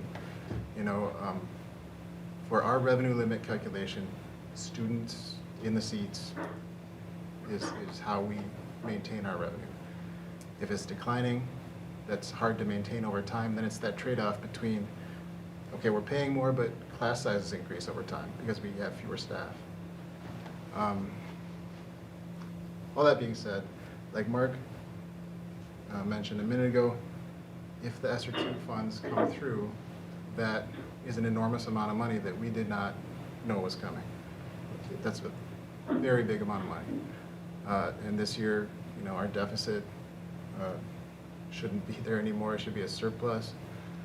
So then, yeah, let's talk about compensation. At least people should have expected to get a step, at least that. Then, like you said, Bob, you know, there's a lot of value. We value the staff. We value the work they've done. You know, what should that be going forward? The question is, over time, you know, is it sustainable? I would say we're in a pretty good position. We passed the operating referendum. As long as we have a reasonable expectation that our student count isn't going to decline too drastically over time, and we don't anticipate that at a state level, education is going to be cut again, like it was with Act 10. As long as we have those two reasonable expectations, you know, we're sitting pretty good financially. But budgeting is, you know, it's to some degree always a guess. Well, I'm gonna read between the lines. I'm gonna say you're comfortable with 1%. And you're gonna say that's Bruce talking, but you're comfortable with the 1% and the step this year. And my thought with the percentage was those people who are in between, who might have only got a small jump, then they don't get just a small jump, they get at least another step and a percent. So it isn't just like thanks for your raise last year, you get nothing extra this year. So that was kind of my thought in asking for that.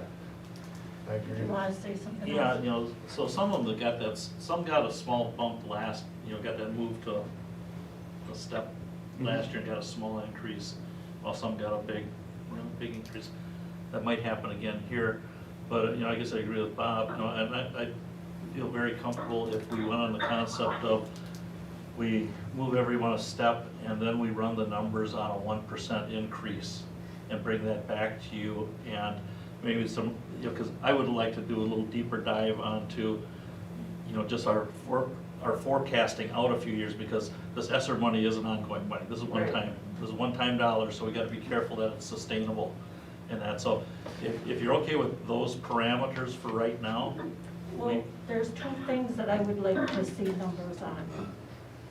I would also like to see what it would cost for that group of GAP people, about 30, it was like in the low 30s, 33 people.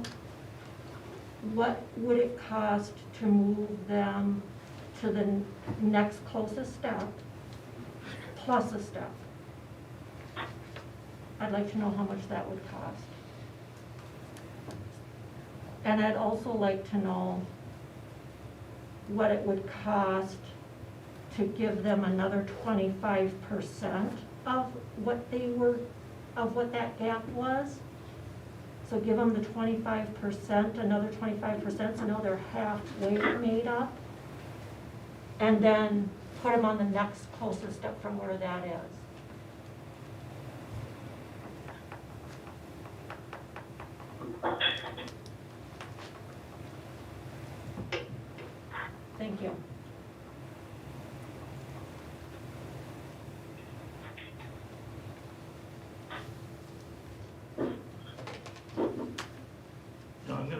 give you something here, and Oh. we don't have to talk about this tonight at all. Can I update it with this version, Mark? Oh, okay. I- I guess you I can. hid too many lines. I didn't have the word Okay. teacher A and B on it, so. Okay. So take this and just look at it at home, and if, what I mentioned before, what this gap does to the integrity of the schedule, Jody did some comparisons in here, and it's having a reverse effect on, it's creating other gaps now by doing this. But take it home, take a look at it, and if you have any questions, give us a yell. But again, it's just a thought that we'd be creating some other inequities if we keep going with this gap. So maybe there's some other method we could use, like that market value thing that we did last time really worked out well to bring people up to, again, up to market. And it didn't mess around with the integrity of the schedule. So again, this is, we could spend an hour on this, so So let's not. let's not, no, let's do it next time. All right. Did anybody else have any questions about compensation? Just other than I would also like to support the two administrators being brought to the market rate, as Mark mentioned in his memo as well. But we'd use the same rules as everyone, and we took them halfway last time because there was such a big gap, and Yep, that wasn't I understand. I just anticipated, wanted to so. make sure they were brought into the conversation. Okay. Dave, I'm sorry if I'm completely missing this, but do you budget for wage increases? In a normal year, yeah, absolutely. This year we didn't explicitly because of COVID and the 850,000. Okay. This year that was part of the discussion I had, and the board agreed Yeah. that this year we would wait. Yep. And so once we make whatever change we make, I'll submit a budget amendment to DPI so they have a more accurate report about what to expect for our budget. But in normal years, yeah, we would estimate either a percentage or just regular step movement or what have you. That would be in the budget. And are these numbers that we're looking at in line with what we've budgeted in the past? The overall amounts? I mean, just in general, I don't need actual data, but like, Sure. we're talking about, the thousands of dollars we're talking about. Is this kind of a normal? Yeah, over time, it's varied between, trying to think what the lowest was, around 1% possibly. Last year, I believe it was 3%. So this was right, falls right within. So on a normal year now, we have the grid on, or the steps, we basically just say, put the steps and the people who submitted for their lane change, and we have that in the preliminary budget, I would guess. You'd be able to get. Yep. It's based on a scattergram with a salary schedule like this. A little different for teachers than for non-teachers because there's lane movement, but very similar. And this is, Roxanne, this is all based on the McGrath compensation study that started, I think, in 2017, and her company did a big geographical survey of wages and all the positions. She came back with some salary schedules that we ultimately ended up adopting, and then when we implemented them, we did this extra step Mark talked about where we put some people to market to a higher step on the scale if they'd been here a certain number of years. And then Lori had a gap model that she picked out some teachers and Yep. extrapolated out the previous model. If you had been here, the whole time that this model, your whole career under this model, where would you have ended up? And so that's where it's kind of Yeah, thankfully, extra funds. Jody got me up to speed on it when I first came on board, so I have a kind of an idea about it, but I think I do understand it, so thank you very much.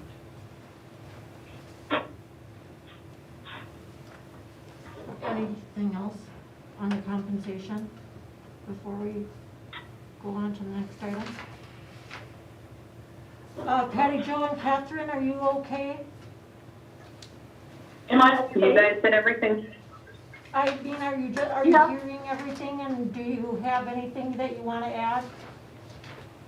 To this, no. Okay, Other than, I would like to ditto what Bob said, that I really do agree that we need to do everything we can to make sure that our teachers get the compensation as much as we can afford this year. Not just teachers, all of the staff. right. Thank you.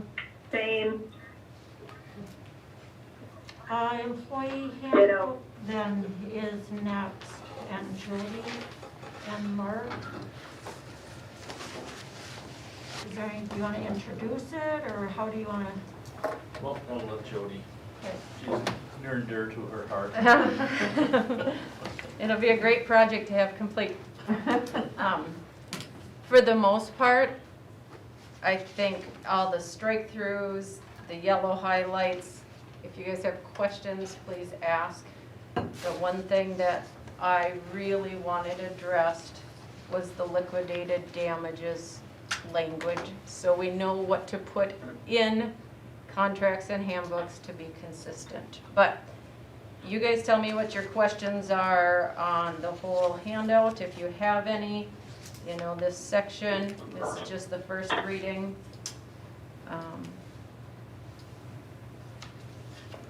There wasn't a lot changing, I guess, in my mind, so much as just cleaning up language and common practices, making it consistent.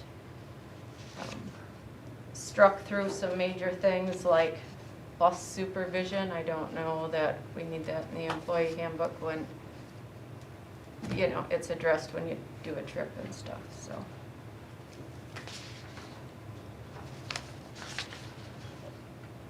So Jody and Tasia and Catherine and I have been meeting to go over each of these, and the other thing we did was link in a lot of the policies that addressed each of the areas. And the one part of this section of the handbook that we found 3 different sets of language for, and I have no idea how this happened. But there's a set of language that is written in the teacher's contracts. There's language that's written in the last official handbook that we have. And then there's language that is in this Google document. And so as a board, we wanted to get input from the entire board, Catherine and I, and Tasia and Jody, on which of these 3 languages do you want to see put into the employee handbook, or do you have another suggestion? Which language are you talking about? It's gonna be section 2.5.2, the liquidated damages. And this has to do with certified staff, so. Yeah, this is just for teacher, well, anybody on the teacher's salary schedule with the teacher contract, so your school psychs, your counselors, governed under an individual contract. So the first language that Jody has in this document is from the actual contracts that teachers sign. Jason, will you flip to the? And then the second liquidated damages. example of language that's in this attachment is what's in the last approved handbook that we have. And then the third set of language is what's in this Google Doc. And Tasia and I aren't sure where this came from. It was brought forward to her for inclusion in changing it to the Google. We started digging and looking, and you know what? It's 4 years of trying to watch videos and look through board minute notes, and it was time to just have a full-on discussion and not figure out where this other last language came from. But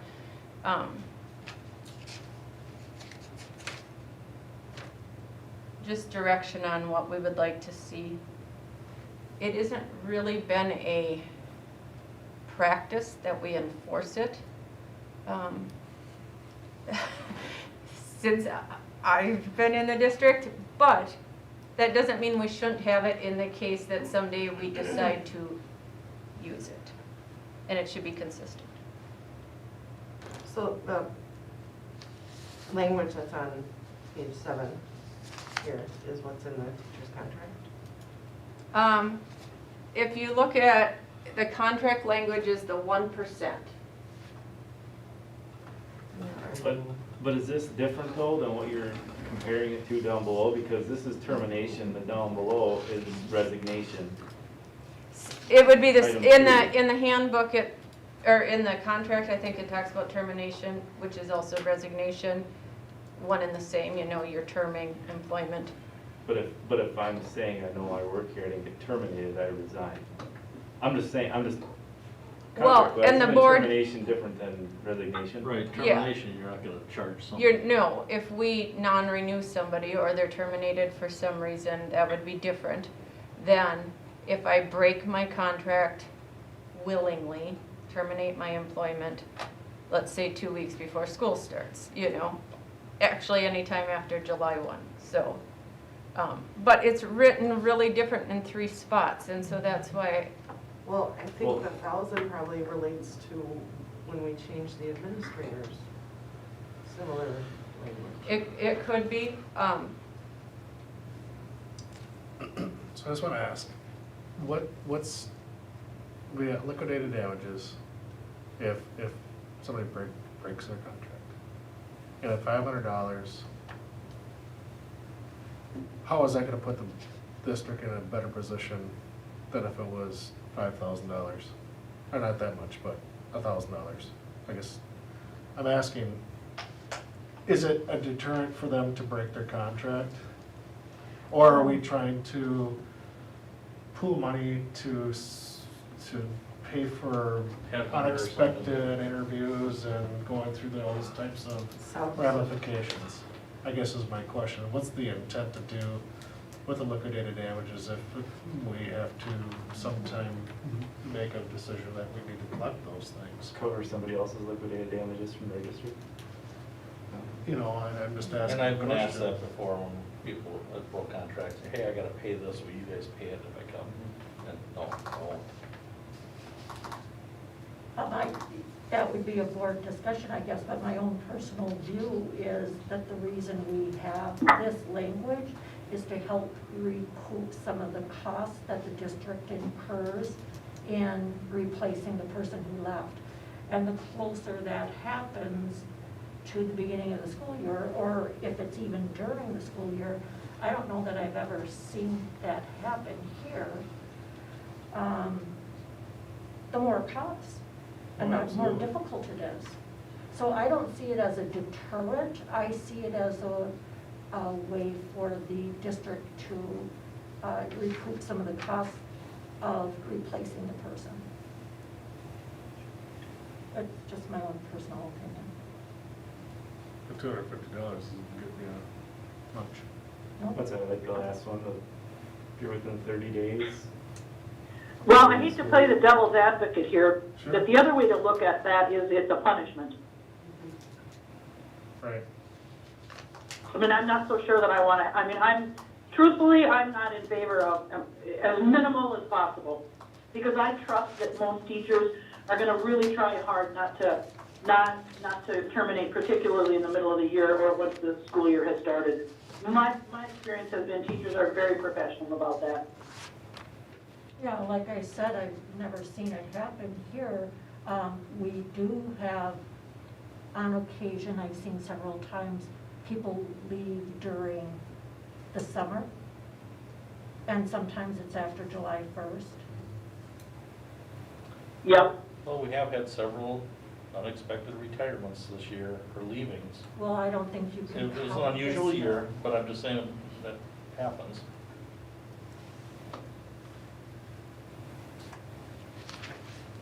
In that case, I'd be more inclined to go with the first option than as the graduated levels of.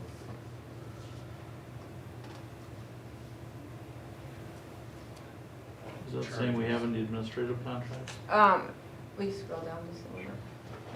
Values are different. This one where it's like 250, 500, is that, that's what's in the current adopted handbook. So that language, if you, that's what you want to do, would remain the same in the handbook and be updated on the contract. Yes, that'd be my vote. But we're not voting on this I mean, I know. tonight. This is first reading. Right.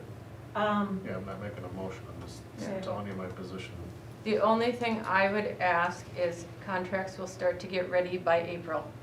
So if we're not gonna have the handbook adopted officially until July 1, if we can at least have a decision, you know, by the end of March or whatever on liquidated damages for the contract purpose. So, You could have that by the end of February. okay, well, you know, but just, that would be the thing, is the handbook won't officially be adopted till July 1, so we act separate on that, so. So is it okay with everybody to bring this back to the regular session for voting? Did anybody have any other questions or comments about this particular item?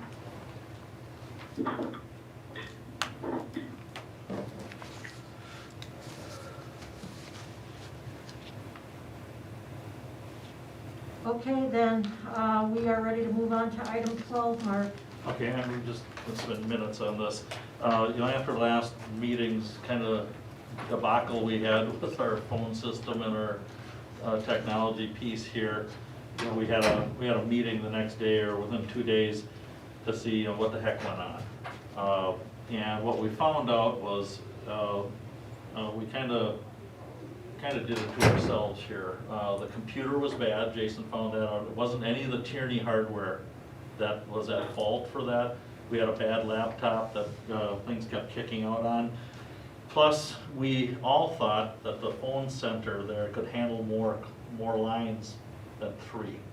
For whatever reason, we thought it had capability of more. So between the, you know, this kicking out and the phone issues, you know, we really had a kind of a meltdown here. But again, it was kind of our own hardware doing. So we sat and had this meeting, and we're looking at, you know, if we're going to fix everything here, how can we make better use of this room? And we went through several different scenarios to make this room really conducive to our meetings and the larger groups that we have, because, you know, once or twice a year we end up going over to the high school because we have large groups.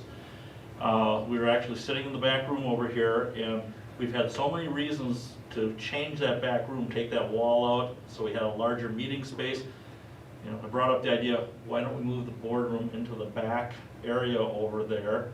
We've got the new table or the new furniture coming, and rather than having an L shape, we would have a 45 kind of a wing, and we'd be able to open that whole room up to overflow people in there.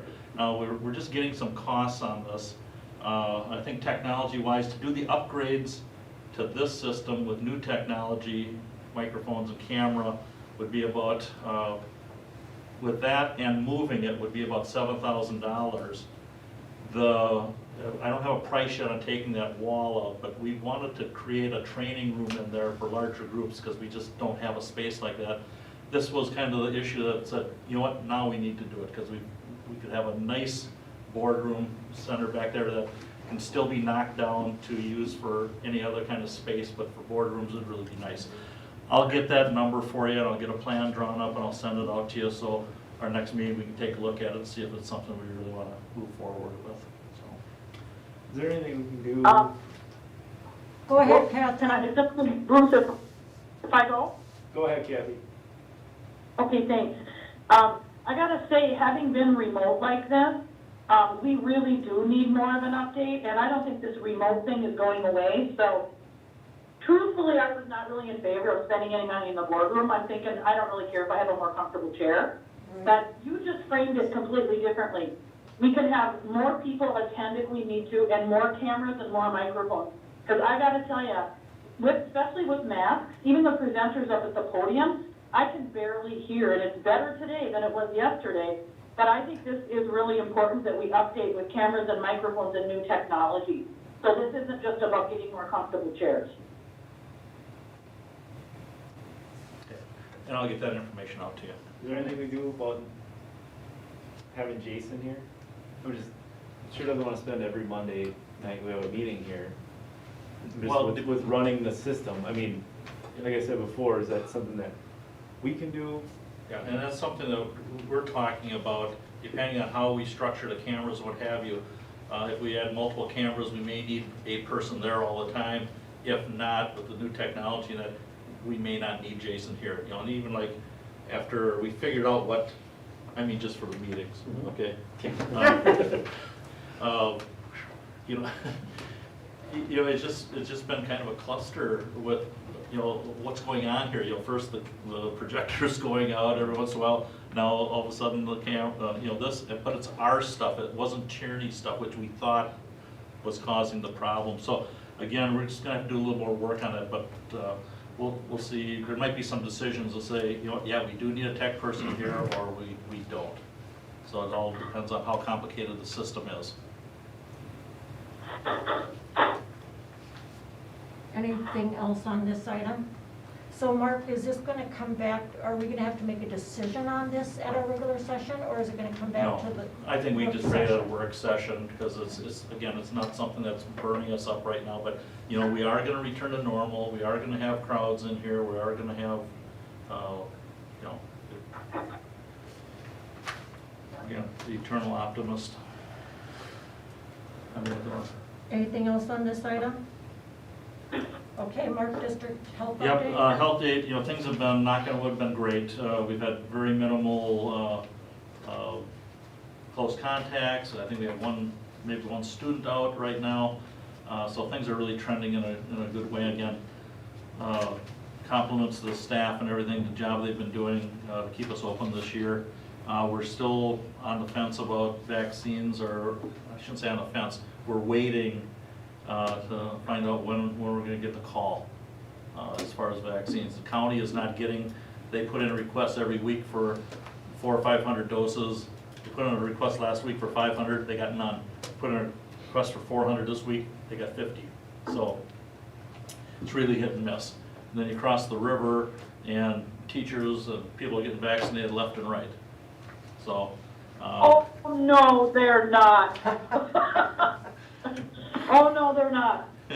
Yes, they Maybe are. some districts are, but there are many districts who are still waiting for this, the same thing you're describing. Yeah. Yeah. Yeah, I know North Hennepin isn't getting their vaccines either. So we're just waiting, see what happens here. But again, you know, every week another company's getting approved. So you know, hope for the best. But that's all I have with that. Catherine, the next thing on the agenda is the WASB virtual conference summary.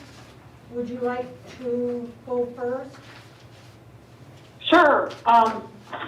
First of all, I'm going to make it pretty quick because this meeting is getting so long. But and I'm hoping that maybe Tasia can get access, or you could contact Lori and I to figure out how to get you access to all of these virtual presentations. I mean, you can just pick and choose which ones you want. And there's one that I thought was really interesting for new board members on school finance, and I thought it was a good basic, and Lori and I talked about it, and she felt like she knew a lot, and for me it was kind of an in-betweener. So I'm thinking, Roxanne, you know, it might be something that you or any other board members might be interested in. But I'm just going to talk about a couple of them that I viewed, and one of them goes back to when Bob was talking about how thankful our community is about our schools staying in person. And they had quite a few people on from across Wisconsin. And what they found was in most districts, very little or no student-to-student transmission with COVID, and very little student-to-adult or adult-to-student. Where they found it was in adult-to-adult, and it was more adults bringing it into the school. And I just thought to myself, our staff did such a good job of keeping themselves safe and not transmitting it at school. So, I mean, we cannot be more proud of our district staying in person. So that was really interesting. I also went into one of the things that was Step into the Classroom of the Future, and I started laughing because it looked exactly like our new schools. Like we are really ahead of the game. Natural light, individual learning spaces, movable walls, and it was just everything that we have already. So that was kind of interesting. And Trish, if you're still listening, there was a long session on the new school report card. And it was really good. It talked about how they look, the changes they're making, and of course this year we're not having the actual school report card, but they're using this year to kind of give a preview on what they're going to look like in the future. So I'm sure that Trish maybe will give us a rundown on that at some kind, but for those of you who were interested in that, that was a really interesting one that I went to. The other one there was also one on social and political discourse, and I'll let Lori talk about that one, but that was really good too. So if anybody wants any, like email me, I can send you the link and everything, and if you're interested in doing that, they're so cool because you can go and watch whatever ones apply to you. That's it. Thank you, Catherine. Catherine, I'll take that. Roxanne, I'll take the link. Yeah, email me, Roxanne, and I'll make sure you get what you need. Okay, thank you. Bruce, did you have time to watch any of them? No? Okay. I made a document that I'll email out to you of the sessions that I have watched so far. And I put stars by the ones that I thought were really good that people might want to watch. One of them was the School Finance 101, Basics for Every Board Member that Catherine talked about. Another one was the Social and Political Discourse and its impact on schools that Catherine talked about. And it mentioned almost every single issue that we have faced in our district this year with social media and Black Lives Matter and masks, and it was interesting. And they also have a lot of different sessions on successfully governing your district together and how important it is for school board members to work together. I've got a session that if you're interested, you could take a look at.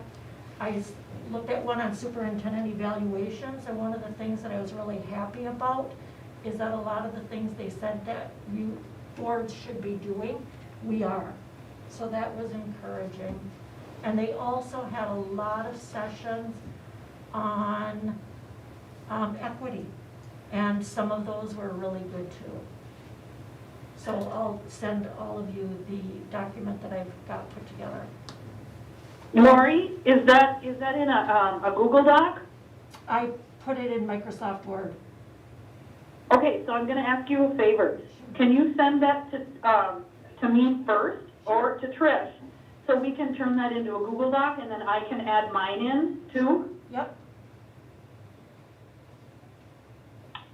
And then actually people could edit it as they attend the classes too. There's a really cool way to do it rather than a Microsoft attachment. Okay. So by the time we have the next school board meeting, you'll have that. You'll have it within the next 2 weeks. So it's an actual link. You don't need to know the specific topics we're interested in. We can pick from a Correct. big list. Send me an email. I'll send you what you need. Yep. Okay, okay.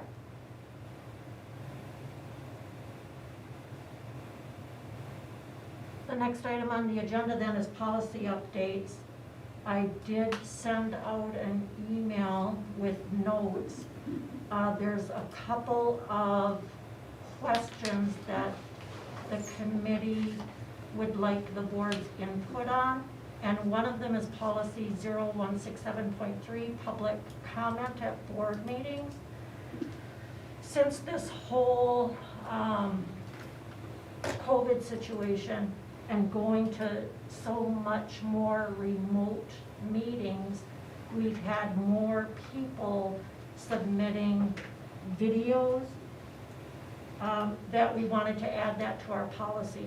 right now, our policy says that if a community member cannot be at the meeting, they can submit a written or audio statement that will be attached to the agenda and noted in the minutes, but we don't play them during the meeting. We've been playing videos that people have submitted, and we'd like the board's input on if you would like these videos treated as audios or written statements, or if you would like to continue having videos that are submitted played at the meeting. The three of us on the committee had an opinion on that. Katie, you want to talk about that? Well, my opinion was. I think it was a consensus among Was the it? three of us. I just recall thinking, well, if somebody can't be here to speak, then I don't think it's necessary to play it for them. You can just attach it to the minutes and, you know, the agenda, and that'll be good. And people can watch it at their leisure. So that was the way the committee was thinking about it, but we wanted to get the rest of the board's input as well. So if you had a strong desire to have them played at the meetings rather than just attached, we could do that. So this is a first reading. You don't have to tell me tonight. You can think about it. It's going to come back.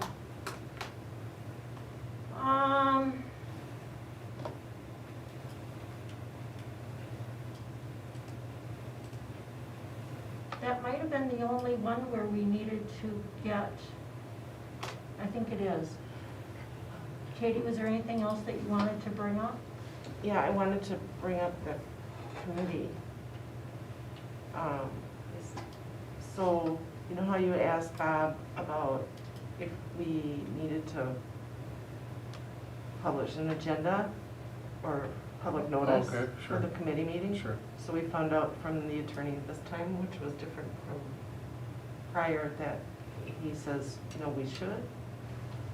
So we are, you know, we don't do this much in advance.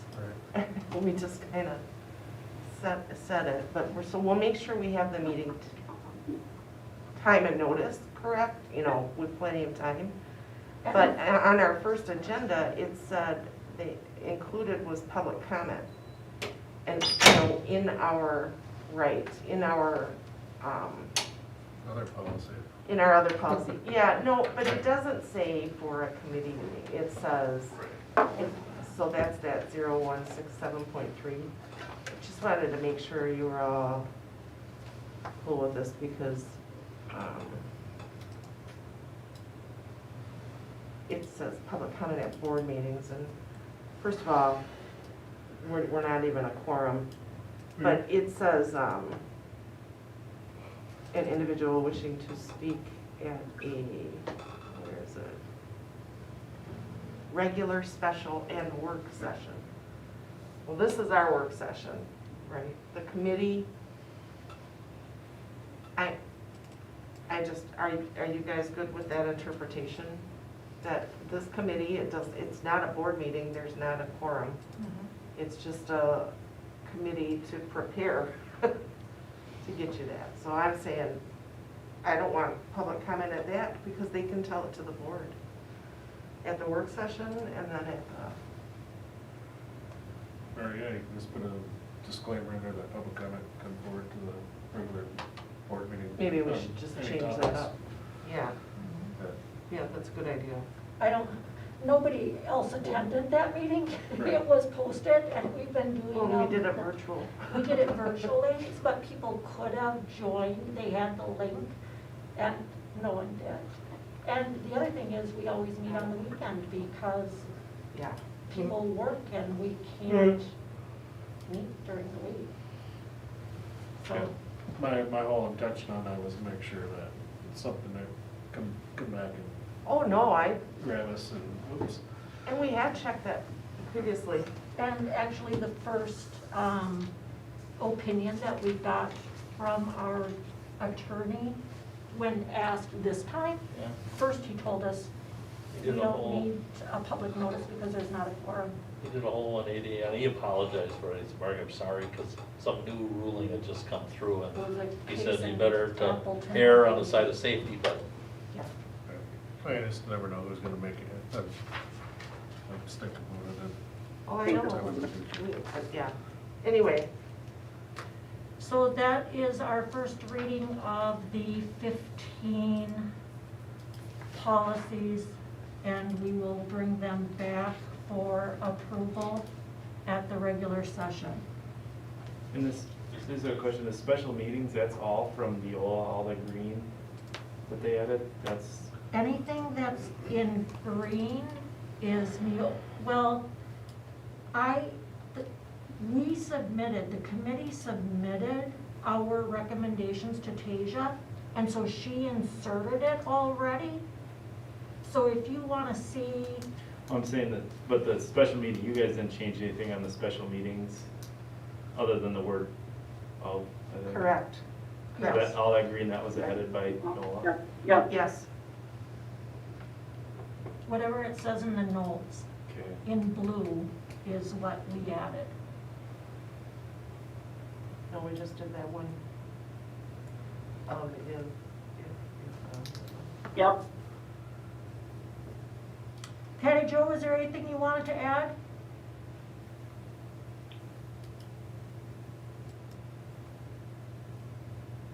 Nope. Okay, thank you. All right, topics for action. Would anybody care to make a motion? I'll make a motion to approve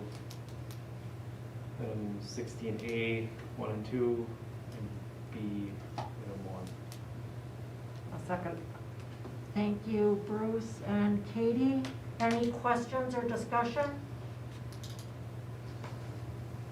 All in favor? Aye. Aye. Aye. Any opposed?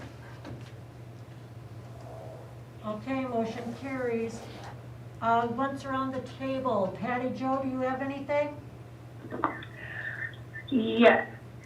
I'm trying to remember what it was. A while back when we were talking about policies, we talked with Dave about having a policy, so if there are late fees to credit cards, that we could be, the district could be reimbursed for those. And I don't think we ever did that, so I think we need to talk about that policy committee, or see if there's something out there. Okay, I'll write that down, thank you.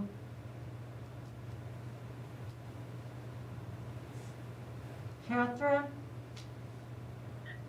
Yes.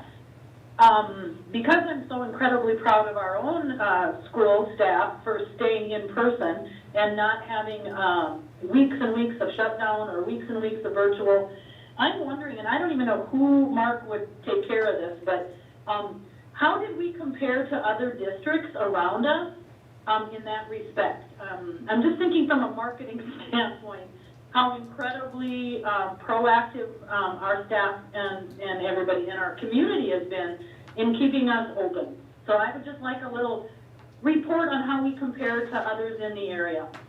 yeah, there is a CISA document that they were going week by week as far as the format that you were in, whether it's face-to-face or hybrid or what have you. I'll see if I can dig that up.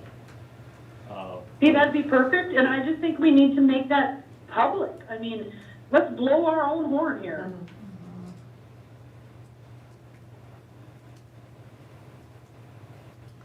Catherine had asked about a police liaison report that's coming to our regular session. So it wasn't on the agenda for No, I think we decided that it was gonna be work session in March. work session in March. Catherine, okay? That's with fine. you? Okay. Yep. Bruce, did you have anything? Thanks for getting the update compensation from Dave and Mark. You guys said a long time ago and they got it, so thanks guys. Okay, Roxanne? Nothing. Bob? No, I think Kathy had a good idea. I agree. Get some media time. You know, maybe there's an outlet that'll take a story and promote and market Somerset, and that would hopefully help reduce the impact that, you know, our declining enrollment might fix that problem. Katie?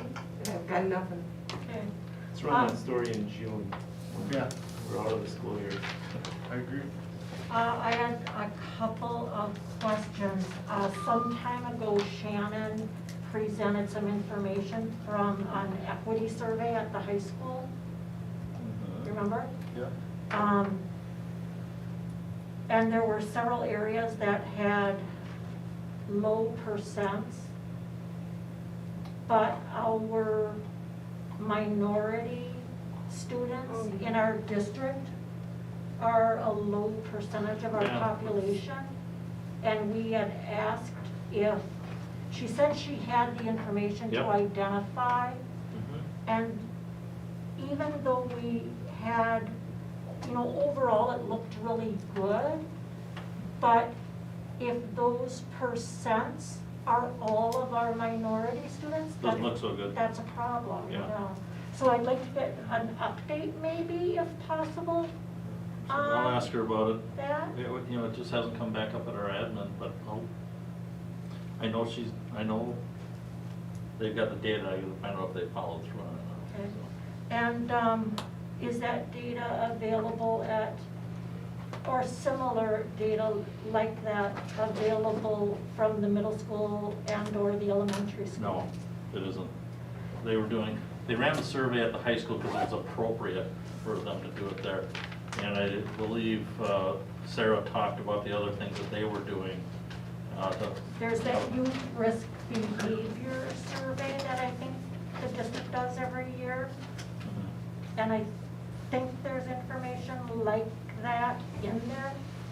Could you check on that? So is that so you're looking for any type of, you know, like that survey we did was social justice? I think she might be talking about the Sabre. Yeah. I'll find out. And then the other thing I'd like to know is, would it be possible to get a, you know, one of the things that every school district, and it's very apparent in the WASB conference this year also, is the importance of our focus on achievement and how every school district is worried about what impact our schools being closed has had on achievement. I know that the teachers have been giving the Fast Bridge assessments to measure growth. And is it possible that we could get a report on how our kids are doing achievement-wise? Yeah, I'll just have to talk to Trish and see when we can compile that. And see, because that's, you know, we're all waiting for that, just to see where we're sitting.